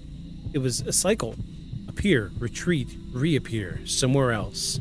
Each time resetting fear back to its highest point. Oh, it did. Loves the abuse. Absolutely loves it. Yeah, I gotta get the touchscreen sensitivity out. Yeah. That kind of experience erodes a person's sense of control. You stop believing that your actions matter because no action produces a lasting result. Inside the house, the dynamic shifted again. Ammunition was being used. Guns that had felt like reassurance earlier now became reminders of limitation. Every shot that didn't solve the problem was a reminder that whatever was outside did not play by the same rules. Even the sound of gunfire, once decisive action, likely started to feel hollow. Witnesses described the figures as coming close enough to see clearly, but never close enough to touch. The distance is important. It kept the encounter in a liminal space, near but not fully engaged. Enough to provoke fear, not EEW. Yes. Not enough to resolve it. The figures seemed to exist just outside the threshold of contact, as if they were deliberately avoiding a point of no return. Children in the house would have been deeply affected by this phase. Earlier fear might have felt sharp and immediate, but prolonged fear does something different. It seeps in, it becomes the atmosphere. Adults might try to reassure, but the reassurance rings hollow when shots keep being fired and the threat keeps coming back. Kids don't need a clear explanation to understand danger. They read it in posture, tone, and urgency. This is P.S. Choligil. terror. P.S. Choligil terror. And one of the most disturbing aspects of the accounts is how the figures seemed indifferent to human reactions. Fear didn't drive them away. Gunfire didn't escalate their behavior into open aggression, and they didn't react emotionally at all. That lack of response strips away familiar narratives. A wild animal fears pain. A human intruder fears consequences. Even something hostile usually reacts when challenged, and these encounters offered none of that feedback. And as the night wore on, the exhaustion inside the house deepened. People can only stay in a heightened state of alert for so long before it begins to degrade the decision-making process. And that's when mistakes happen. That's when fear turns into despair. The people inside the farmhouse were being pushed towards that edge, where staying awake felt dangerous, but sleeping felt impossible. And eventually, the activity slowed. The appearances became less frequent, whether this was because the figures lost interest, achieved whatever goal they had, or were simply constrained by factors that the witnesses couldn't perceive. What matters is how the slowdown would have been interpreted by the people inside. Relief had been mixed with dread. Was it over, or was it just another pause? The house by then must have felt contaminated. Not physically, but, wait for it, P.S. Choligil. but P.S. Choligil, or psychologically. Every window had become a memory, every doorframe a place where something had stood. Even if the figures returned, the house itself had been altered by the experience. It was no longer just a shelter, it was a location where something had crossed the boundary. And by the time morning approached, the night had stripped away any remaining sense of normalcy. Dawn doesn't always bring a comfort after a night like that, it brings clarity. It forces you to see the damage, to inventory what happened, and to confront the fact that there's no obvious explanation waiting in the daylight. Whatever had happened outside wasn't a trick of the darkness. It had interacted with the house, with weapons, and with fear.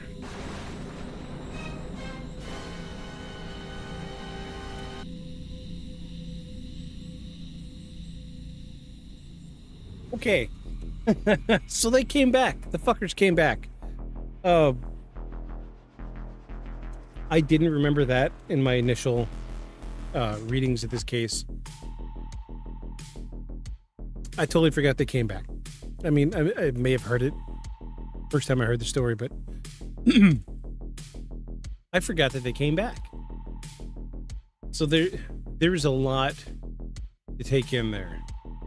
So it makes you wonder, were they just like sitting in the trees waiting for the cops to come back or to leave? Were they...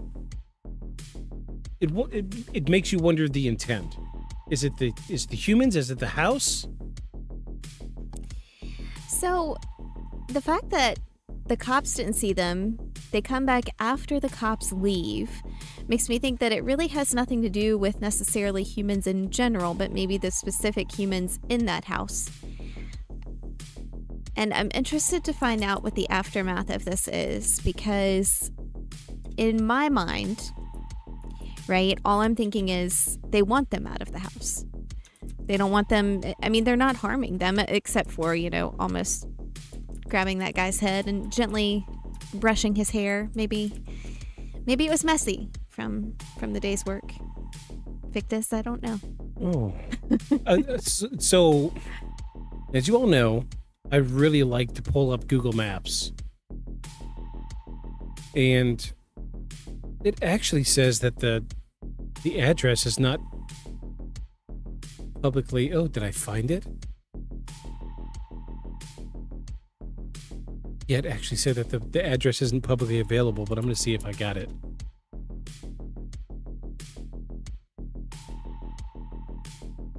Any funny street names nearby?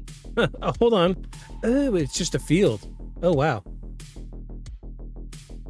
All right, check it out. Here we go. Y'all know I love Google Maps. So this is where they're saying this happened. However, I don't see the barn. Is that the barn? Kelly Station Park. That's the family name. Oh, somebody's doing donies. Yep, somebody's a little too bored in the summertime over here. I don't know if y'all can see that on stream too well. There's obviously somebody's doing donuts out in this field. But this is, obviously more modern than the story we're dealing with. And if there's that much boredom in that area, I'm a little I skeptical. remember the subreddit that people shared the coordinates of places you can't usually search on Google Maps. I did find it Ads. on... Oh, geez, ads. Always ads. So while you're doing ads, I'm going to poke around. I'm going to look and see. We did have a picture of the house. So that's what it's supposed to look like. It's definitely next to a road. Let's find it. It's a single track road. I doubt Google Maps came all this way. Oh, Google Maps didn't even come this way. So what is Kelly Station Park? Done. Is that a...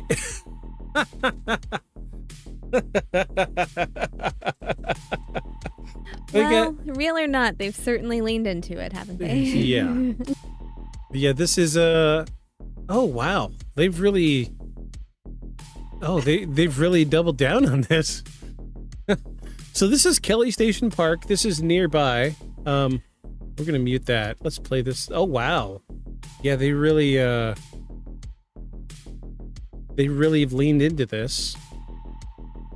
Love that. So like this is the kind of stuff I like to see. Awesome. Like I would love to know what that says.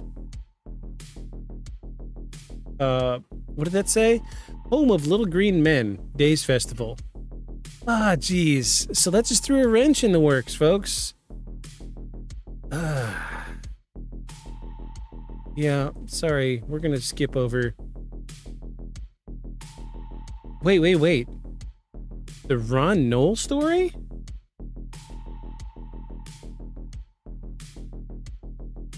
Look, guy on Guy of the state. We found him, everybody. Here he is. We found him.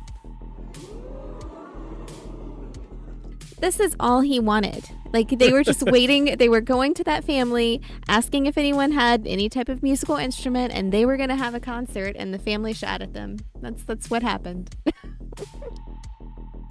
I mean, it's cool that they built the little UFO thing in the middle of the park. It's just... What?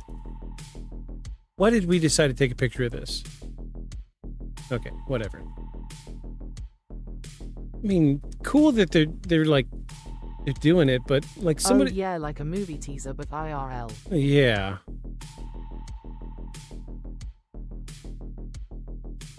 Come on, somebody like do a close-up picture of that placard. I want to read it. Night of the Little Green Men. 1957. This is a different...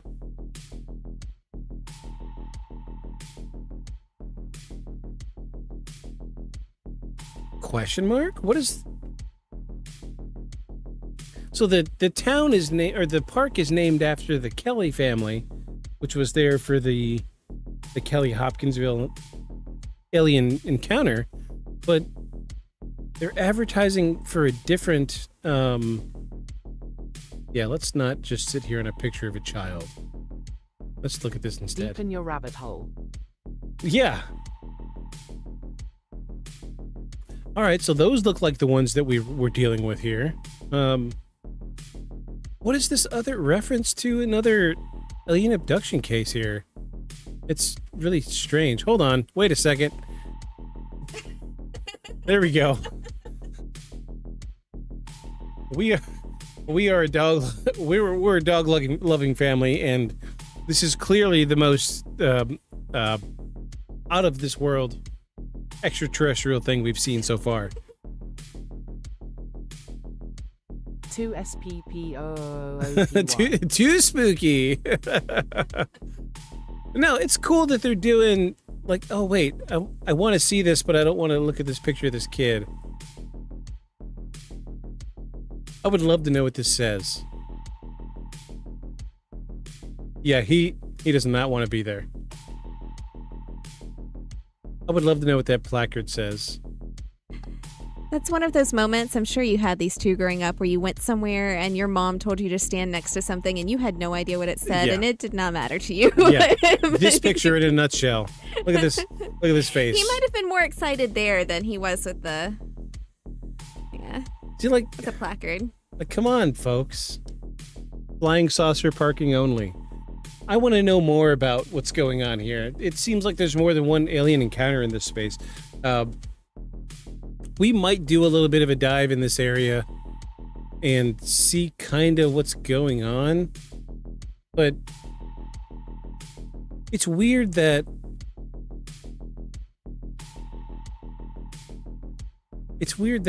there's more than one UFO encounter in this area. I have so many questions about this area. I want to know what's relatively nearby. I want to know what their local economy situation is like, and how having this as kind of a tourist attraction has changed that, and then what subsequent encounters, may or may not have been influenced by that. Well, this is one of the things that we look at when we're doing these investigations. Canonically speaking, all the way back to season 1, one of the first questions we do ask is, who's making money off of this? And that's a good question to ask to see if somebody's in it for the wrong reasons. I mean, obviously the Kelly family is not around anymore. I would love to just put my eyes on the damn home, outside of this picture right here. I would like to see this. It's obviously an extra road, but Google Maps the Google Map car doesn't seem to be going in this area at all. But, well, those Kelly children might still be around, and their name sure is on a lot of things. So it's very interesting. I'm interested to find out. Like, I wonder if other people have actually been able to interview these folks in recent years. well, look, there's Old Kelly Road, Dogwood Kelly Road West,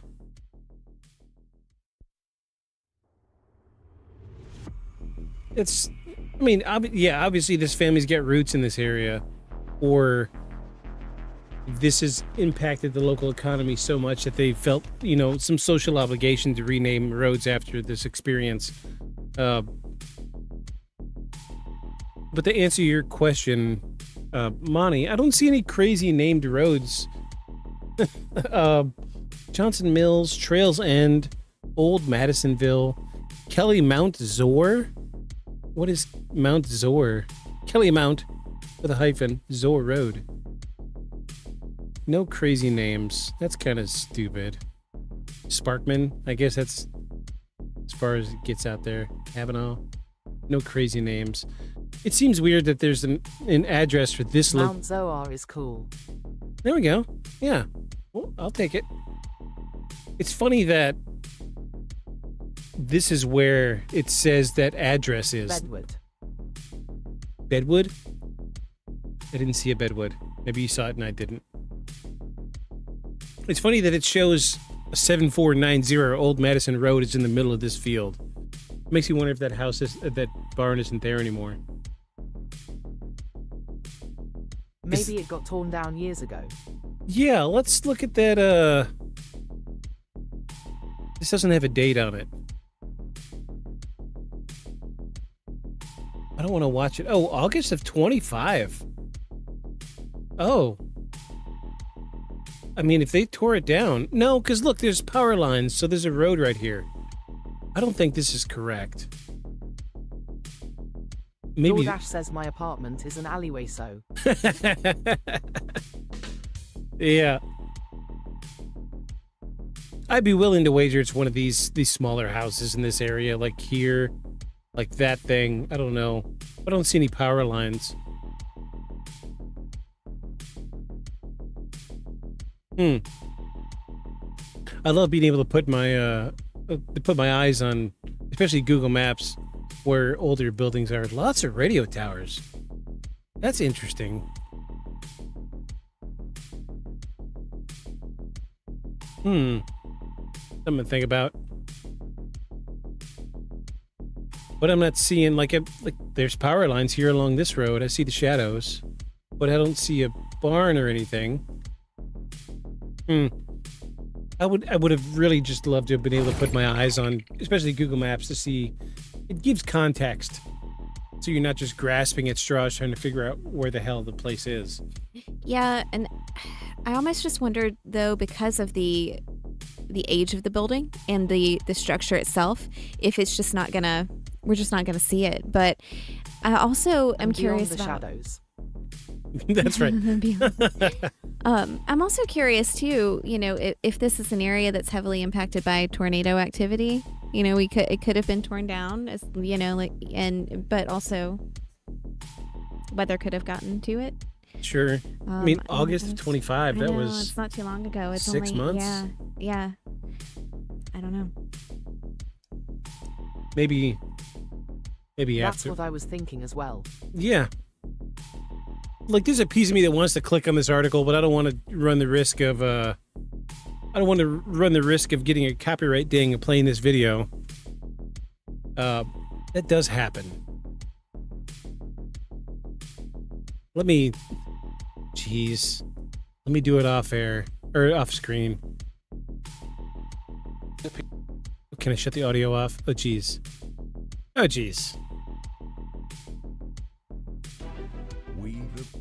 Yeah, we don't want to listen to your political ads.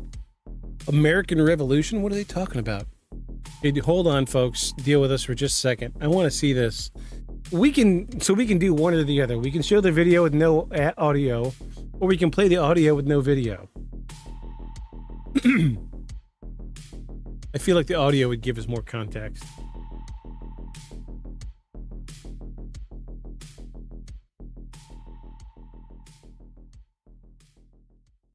Of the United States of America.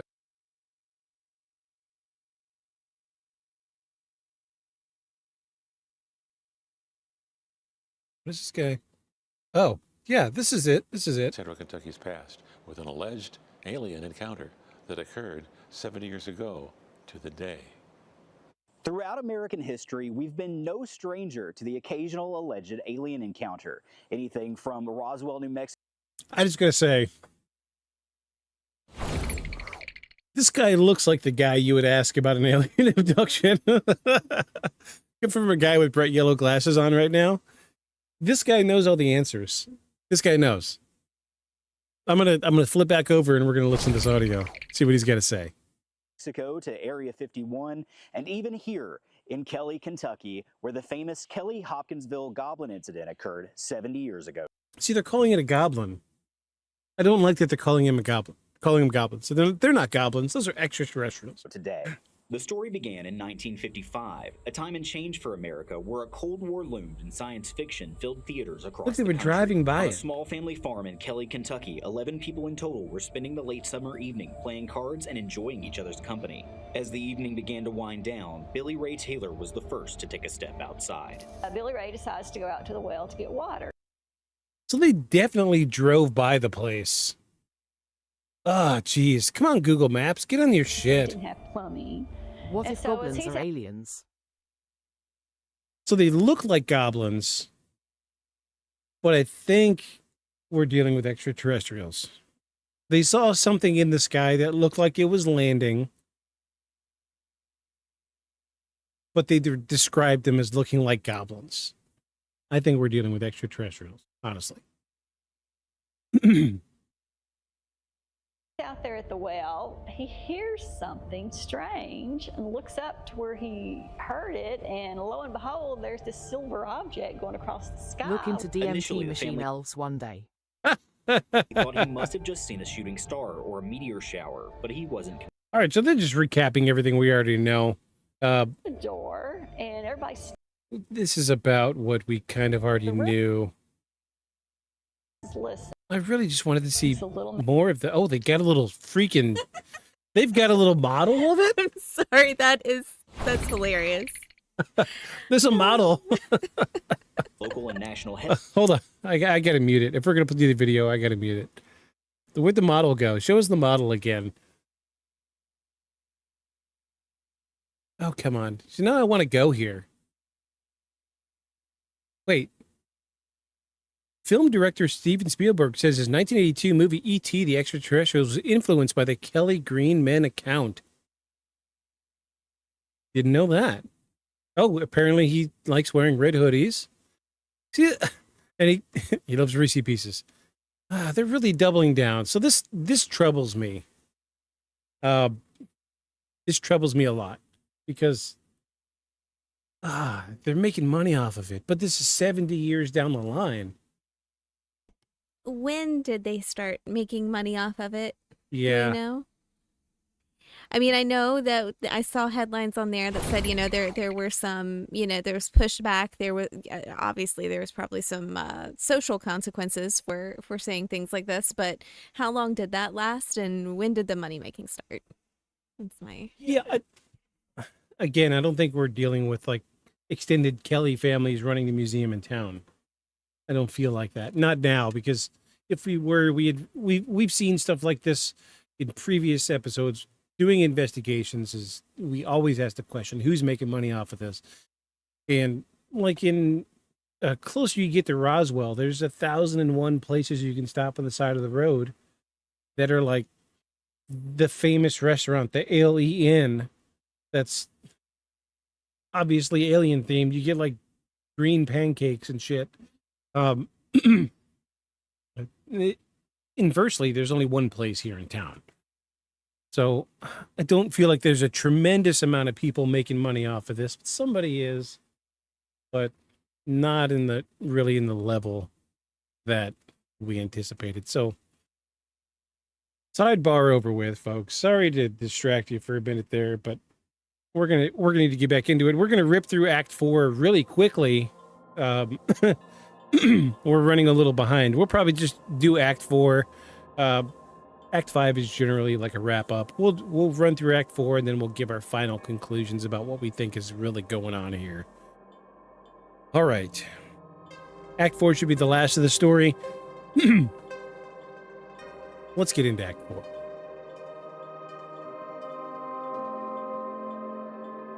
Act 4, everybody, Act 4.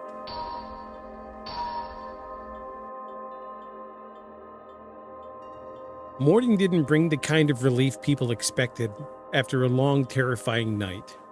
Sunlight revealed the farmhouse exactly as it had been left. No overturned furniture, no signs of a break-in, no obvious source of the fear that had driven everybody into town.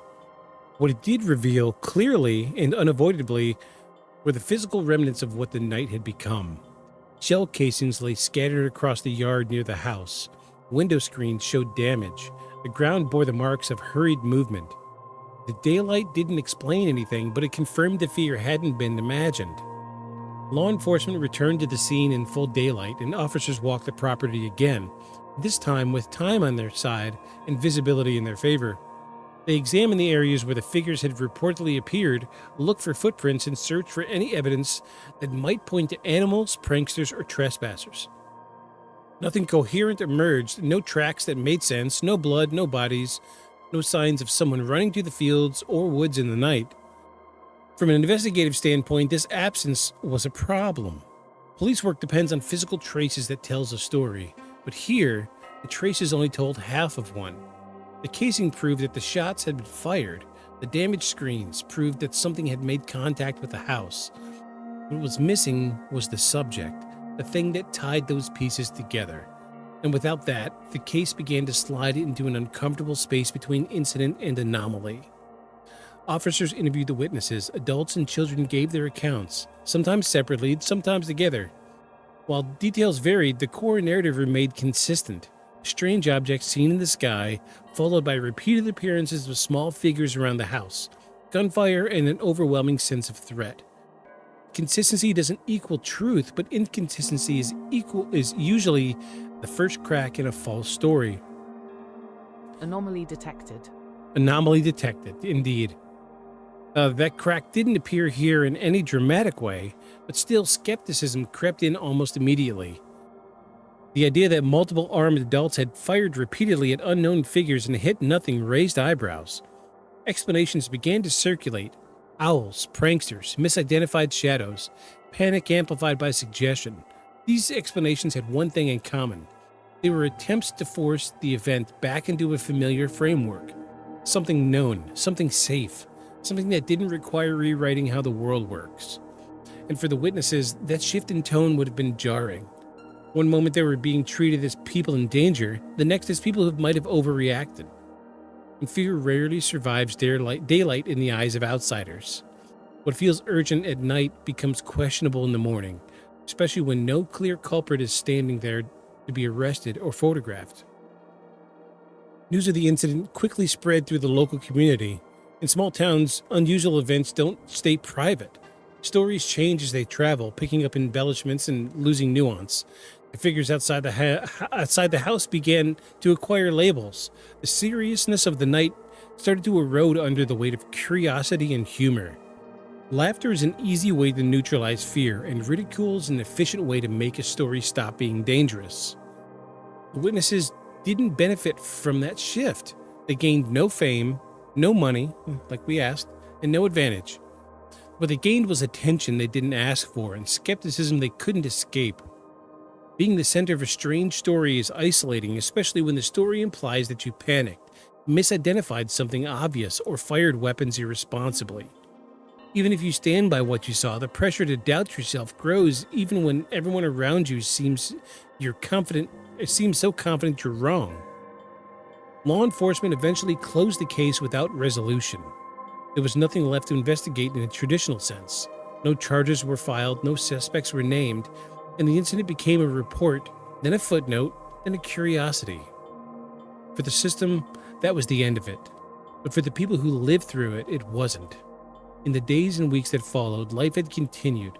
Work, school, routines, all of it resumed under the shadow of a night that refused to fit neatly into memory.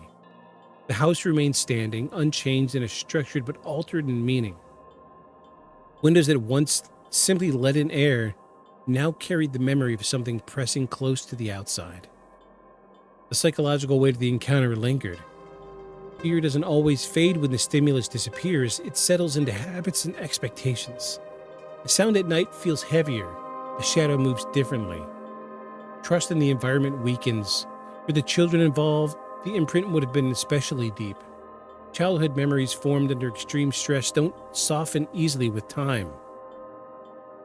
And as the story traveled beyond the local area, it changed again. National attention reframed it as a UFO case, a curiosity from margins of American folklore. That reframing stripped away much of the lived experience. It replaced fear with spectacle, confusion with punchlines. And the more the story was told, the less room there was for the idea that something genuinely unknown had occurred. Experts and enthusiasts began to weigh in. Some insisted it was misidentified animals, pointing to owls, their reflective eyes. Others suggested mass hysteria or exaggeration fueled by stress and expectation. Some explanations solved one problem while creating another.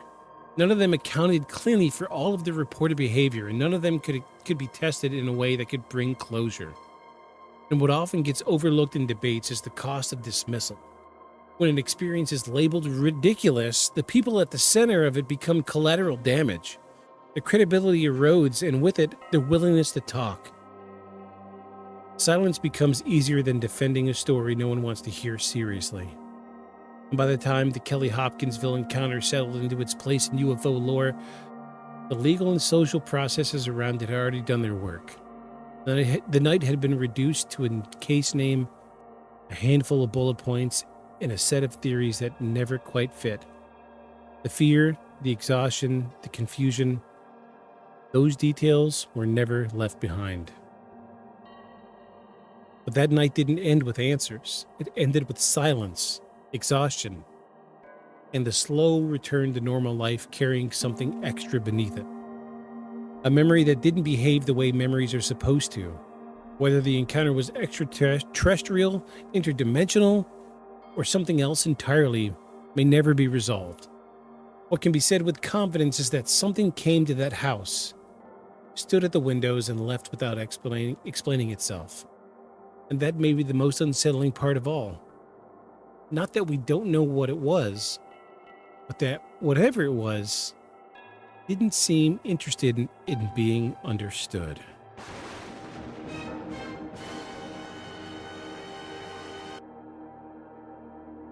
So, we've come to the end. We've done it. We've gone through all the evidence, all the testimony. Now comes the hard part. Do we think this is really paranormal, or do we think we're dealing with a group of teenagers hiding in the woods, throwing rocks at windows with a rubber mask? Well, I think that if it was anything living, something would have gotten injured. Absolutely, yeah.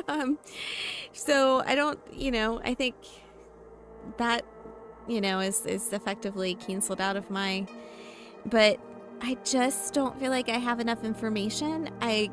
Even still, I'm having a hard time making it discernible. This is paranormal or this is not paranormal. If it is paranormal, I don't know that I believe it's aliens, even though we talked about goblins and, creatures that looked like aliens. I think it could also be, like we talked about, a residual haunting and, because, again, they didn't come through the windows and they obviously could have. I mean, if they were that powerful, we could have gotten in the house. So there's just so many questions I have. And I know we talked about, discrediting the witnesses would have its own sort of trauma. But at the same time, I just don't know if I can go all in. I understand you. I hear you.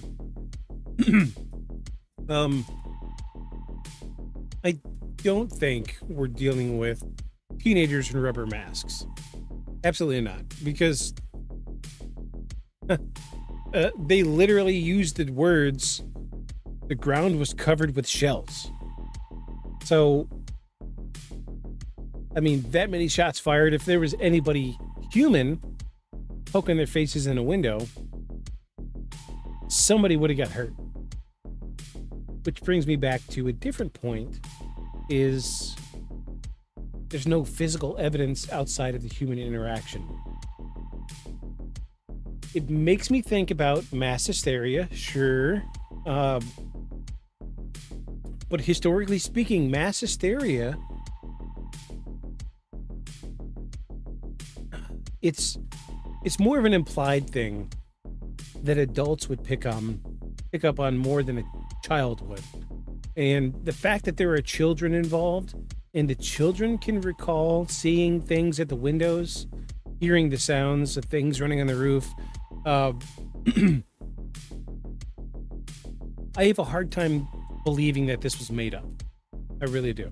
1955, rural Kentucky, middle of nowhere. I have a hard time believing that a group of, excuse the expression, hillbillies or rednecks were like, you know what's going to be great? Let's shoot the guns a bunch and tell everybody we got attacked by aliens and their UFO shot over the sky. I have a hard time believing that was the case. I understand boredom in the sticks, but I don't know if I do, though, because I think there's so much powerful storytelling that comes out of rural areas, and I could see that being the case too. I have a hard time with that. And again, as someone who, and you had this experience too, grew up in a rural area, I think about being alone in a house at night in the middle of the woods, even as a young adult, and hearing different sounds, and your imagination goes kind of wild. And if you lived that life, over time, you might be able to come up with something pretty exciting. I don't know. I'm stuck. I'm going back and forth. What do our friends say? What do you guys in chat think about this? Sound off in chat. What do you guys think? Are we dealing with something really paranormal? Is this extraterrestrial? Is it goblins? Is this just a bunch of rednecks in the middle of the woods shooting in the dark? It's really hard to decipher. It really is. So I can remember, the town that I grew up in, population 300 something. It was a really, really small town, middle of nowhere. And I can remember the first time being left home alone. And the first time I heard... Might be a case of the drop bear. The drop bear? You're gonna have to explain that one. I don't know this expression.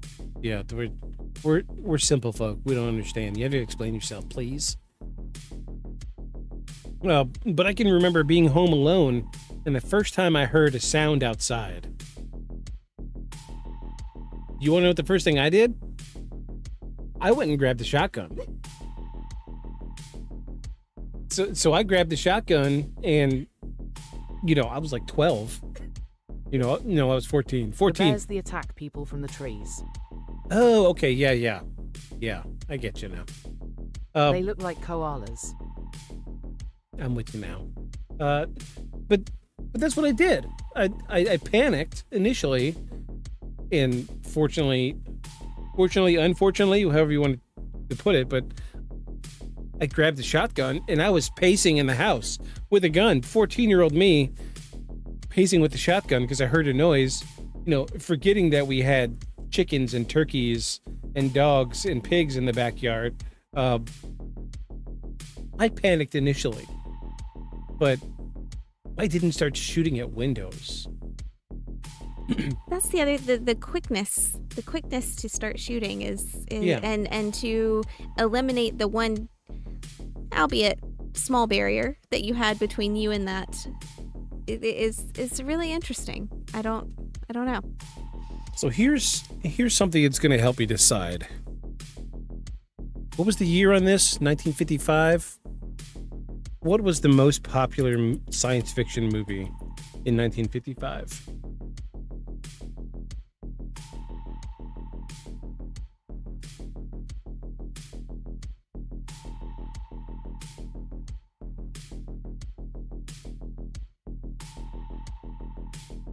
This Island Earth, it was released in 1955, Oh yeah, those aliens look nothing like. Hold on.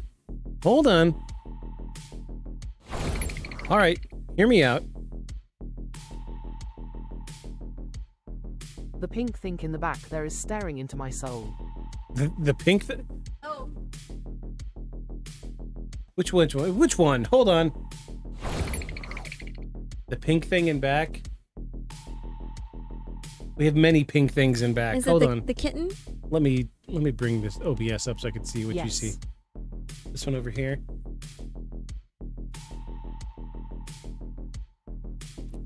It's a cat. It's a kitten.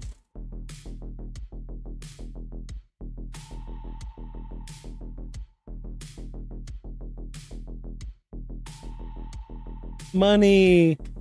Love me. We're in love. I was like, pink thing, and I was like, this? The BB? Yeah, that's where my brain went. So yeah, look, hear me out, okay? Hear me out. This was a B movie in the 1950s. It doesn't give an exact year. Okay, check that out. Now, let's pull up Ellie Hopkins Encounter. Ha B movie.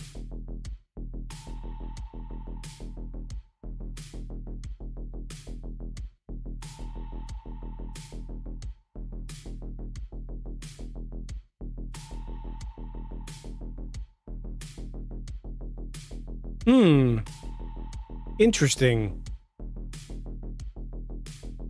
Similar, but not the same. Similar. Oh. But it looks suspiciously close. So if you saw that, Morlock. yeah, Morlocks, yeah, absolutely. If you saw the image on the right in passing, and you decided you wanted to make up an alien story, and you had to later describe it. And I don't know that it was a clear decision of I want to make up an alien story. It could have just been that somebody literally got scared, like we were talking about, and put a picture to something that they didn't understand what it was, and that picture came from something they saw in passing. It could be either way. I don't know. So this is the movie poster from the most popular movie from the 1955. These aliens are like humanoid, but like giant brains. I don't see a parallel between these two. However, there was another, the last image we saw, there is a parallel. And this is where we got to be careful. We dealt with this with the Betty and Barney Hill investigation. A lot of the imagery, for the lack of a better word, social media at the time, or the Betty and Barney Hill incident didn't line up with what they said they saw. So the Betty and Barney Hill abductions were the originators of the alien grays, the big, the big head, the thin body, the big black eyes. Betty and Barney Hill were the first to say this is what they look like. However, this alien does look very 1950s. However, I can't get over the fact that there are like no footprints. They said it floated, which is awfully convenient, but it stood on the roof, but didn't leave footprints. Let's look at that. I want to look at that picture of the roof one more time.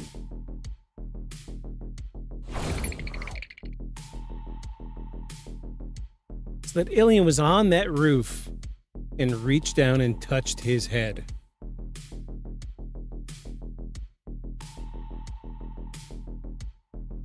I guess it begs the question, which part of the roof was he on? If it was the part of the left side here, that would make a little more sense, but it kind of implies that he's up here above the door.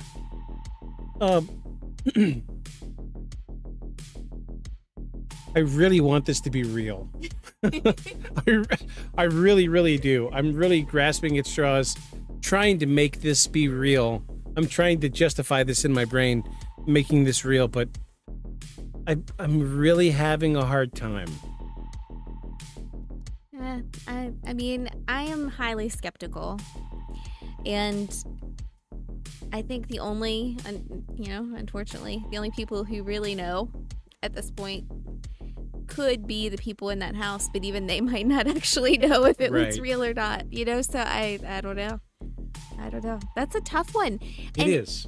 And you know what's so wild about it? Earlier we were talking about AI and being able and seeing things that you can identify in video as an AI generated video, right?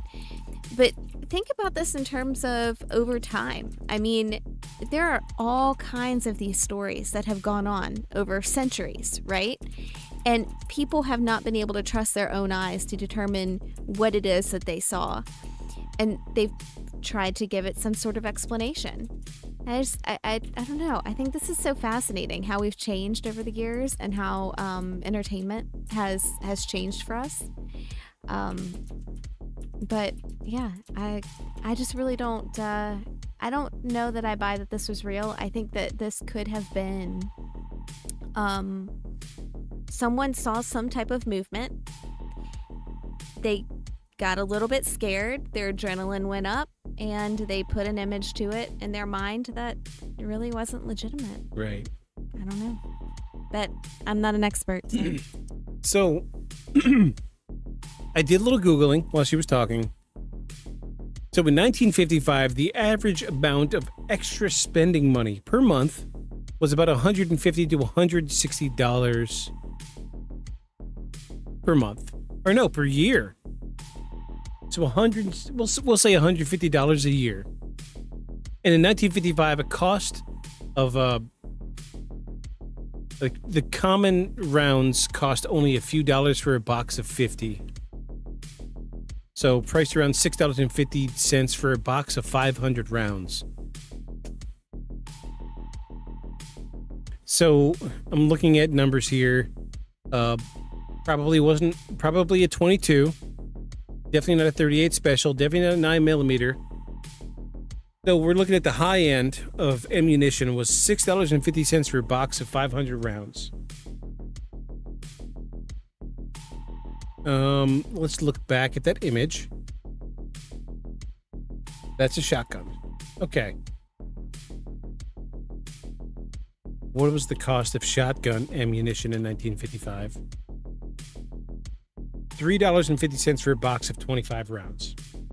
Because they said shells, which implies shotgun rounds. So we've got to weigh the cost, $3.50 for 25 rounds, plus the cost of the damage to the place where they lived. Is that enough to make up a story? About $3.50. God dang Loch Ness monster.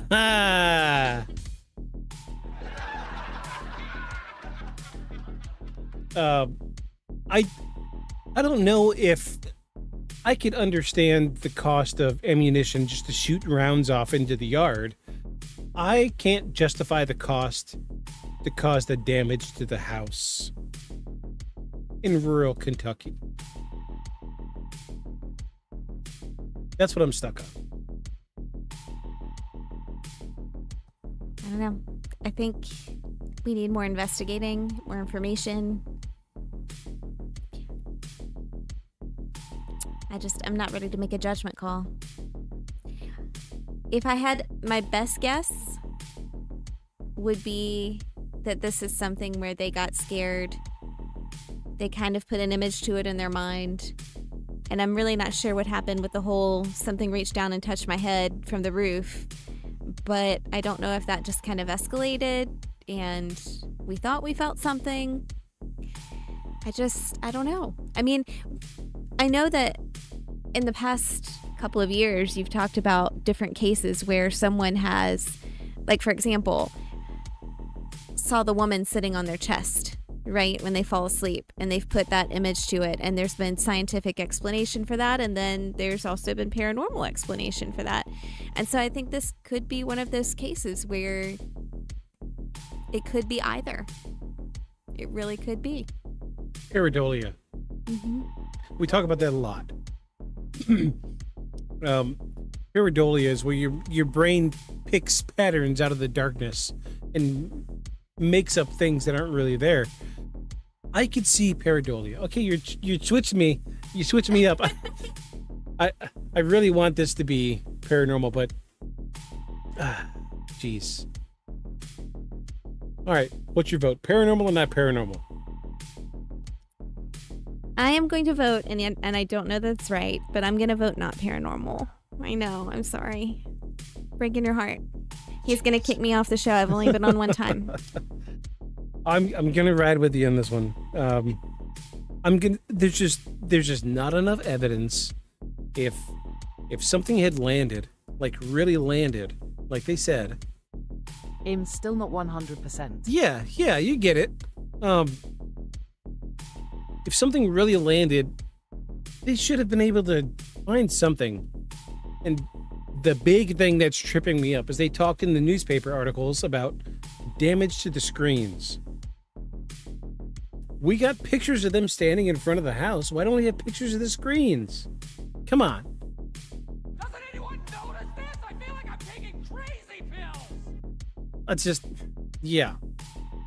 I'm going to say, based on the evidence tonight,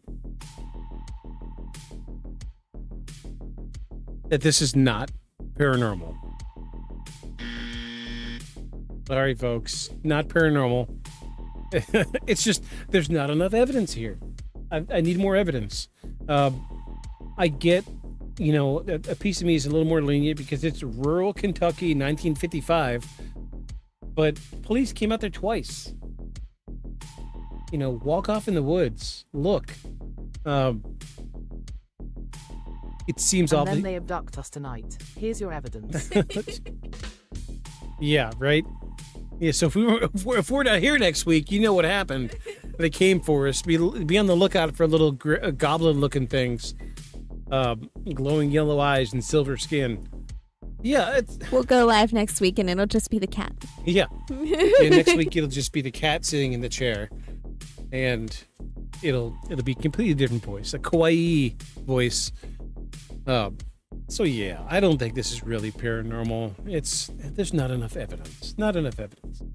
And the fact that they're making money off of it today, which means somebody put that into motion at one point in time or another, probably the Kelly family. Kudos to them keeping it alive.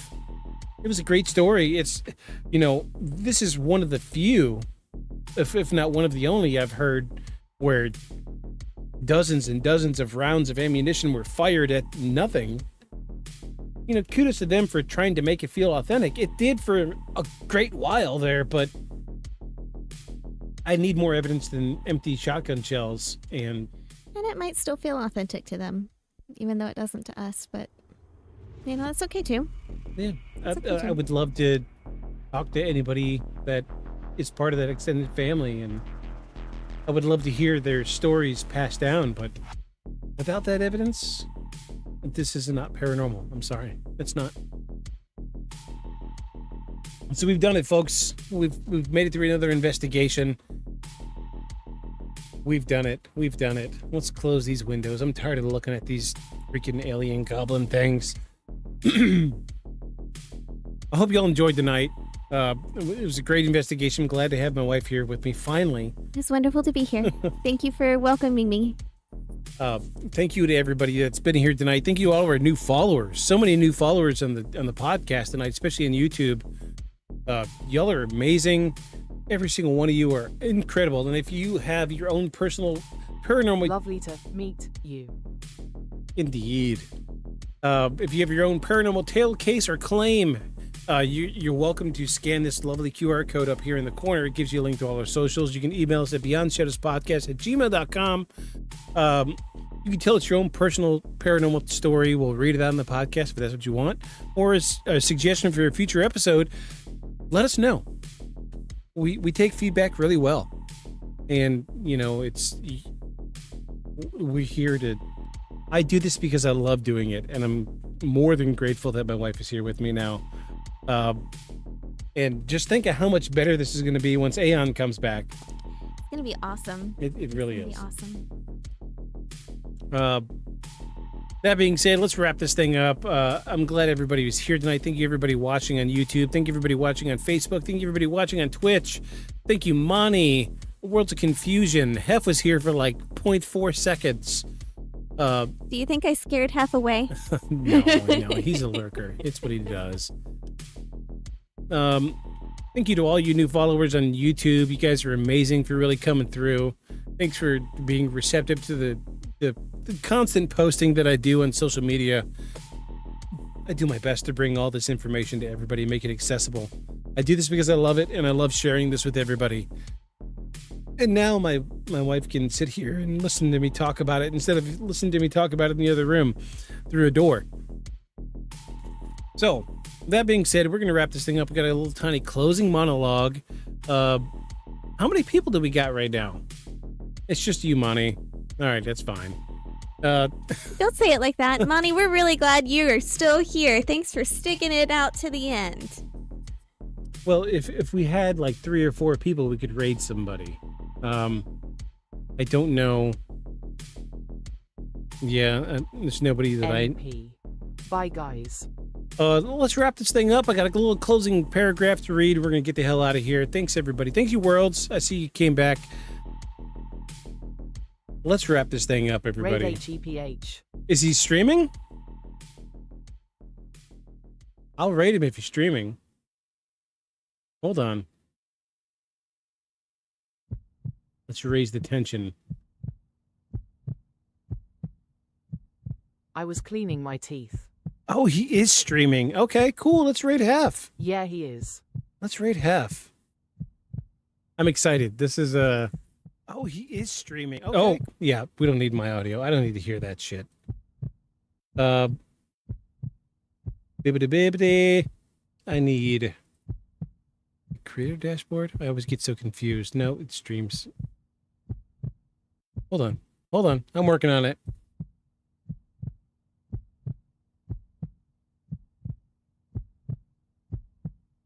Wait, what? Why is my... Twitch doesn't show that I'm streaming. That's weird.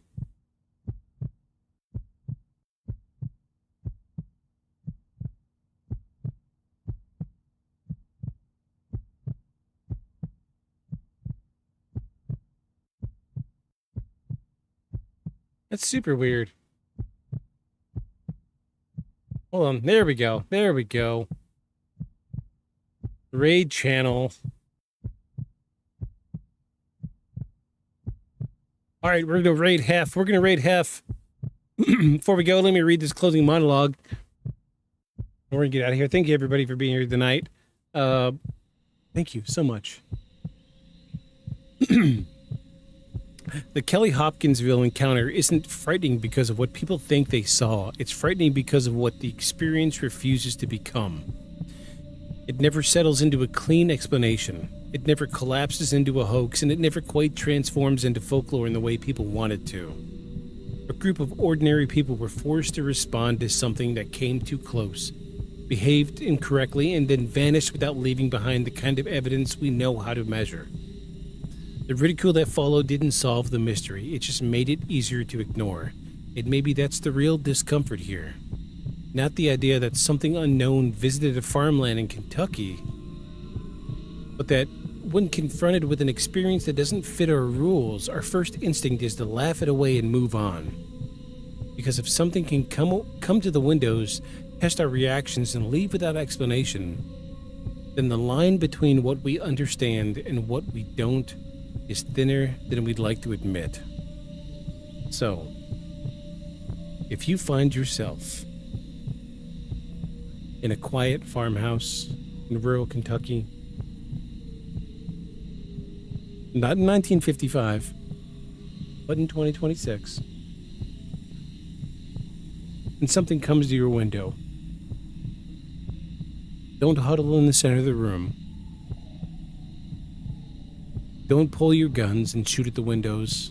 Don't step out on the porch, because you never know what comes and reaches for your hair.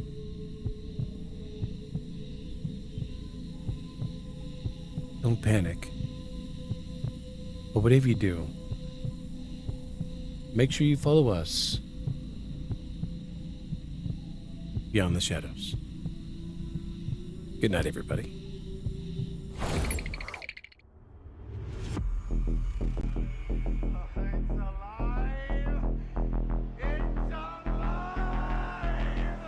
Creature like that. I wouldn't ever die. And this monster starts running right at me. Annihilated by nuclear bombs. Beast is not dead. I put 4 bullets into him. Why, you're crazy. But I saw that monster too. All I want is for someone to believe me. Contaminated. Face. Horrible. Looked like it would scare you to death. All right, let's get to work.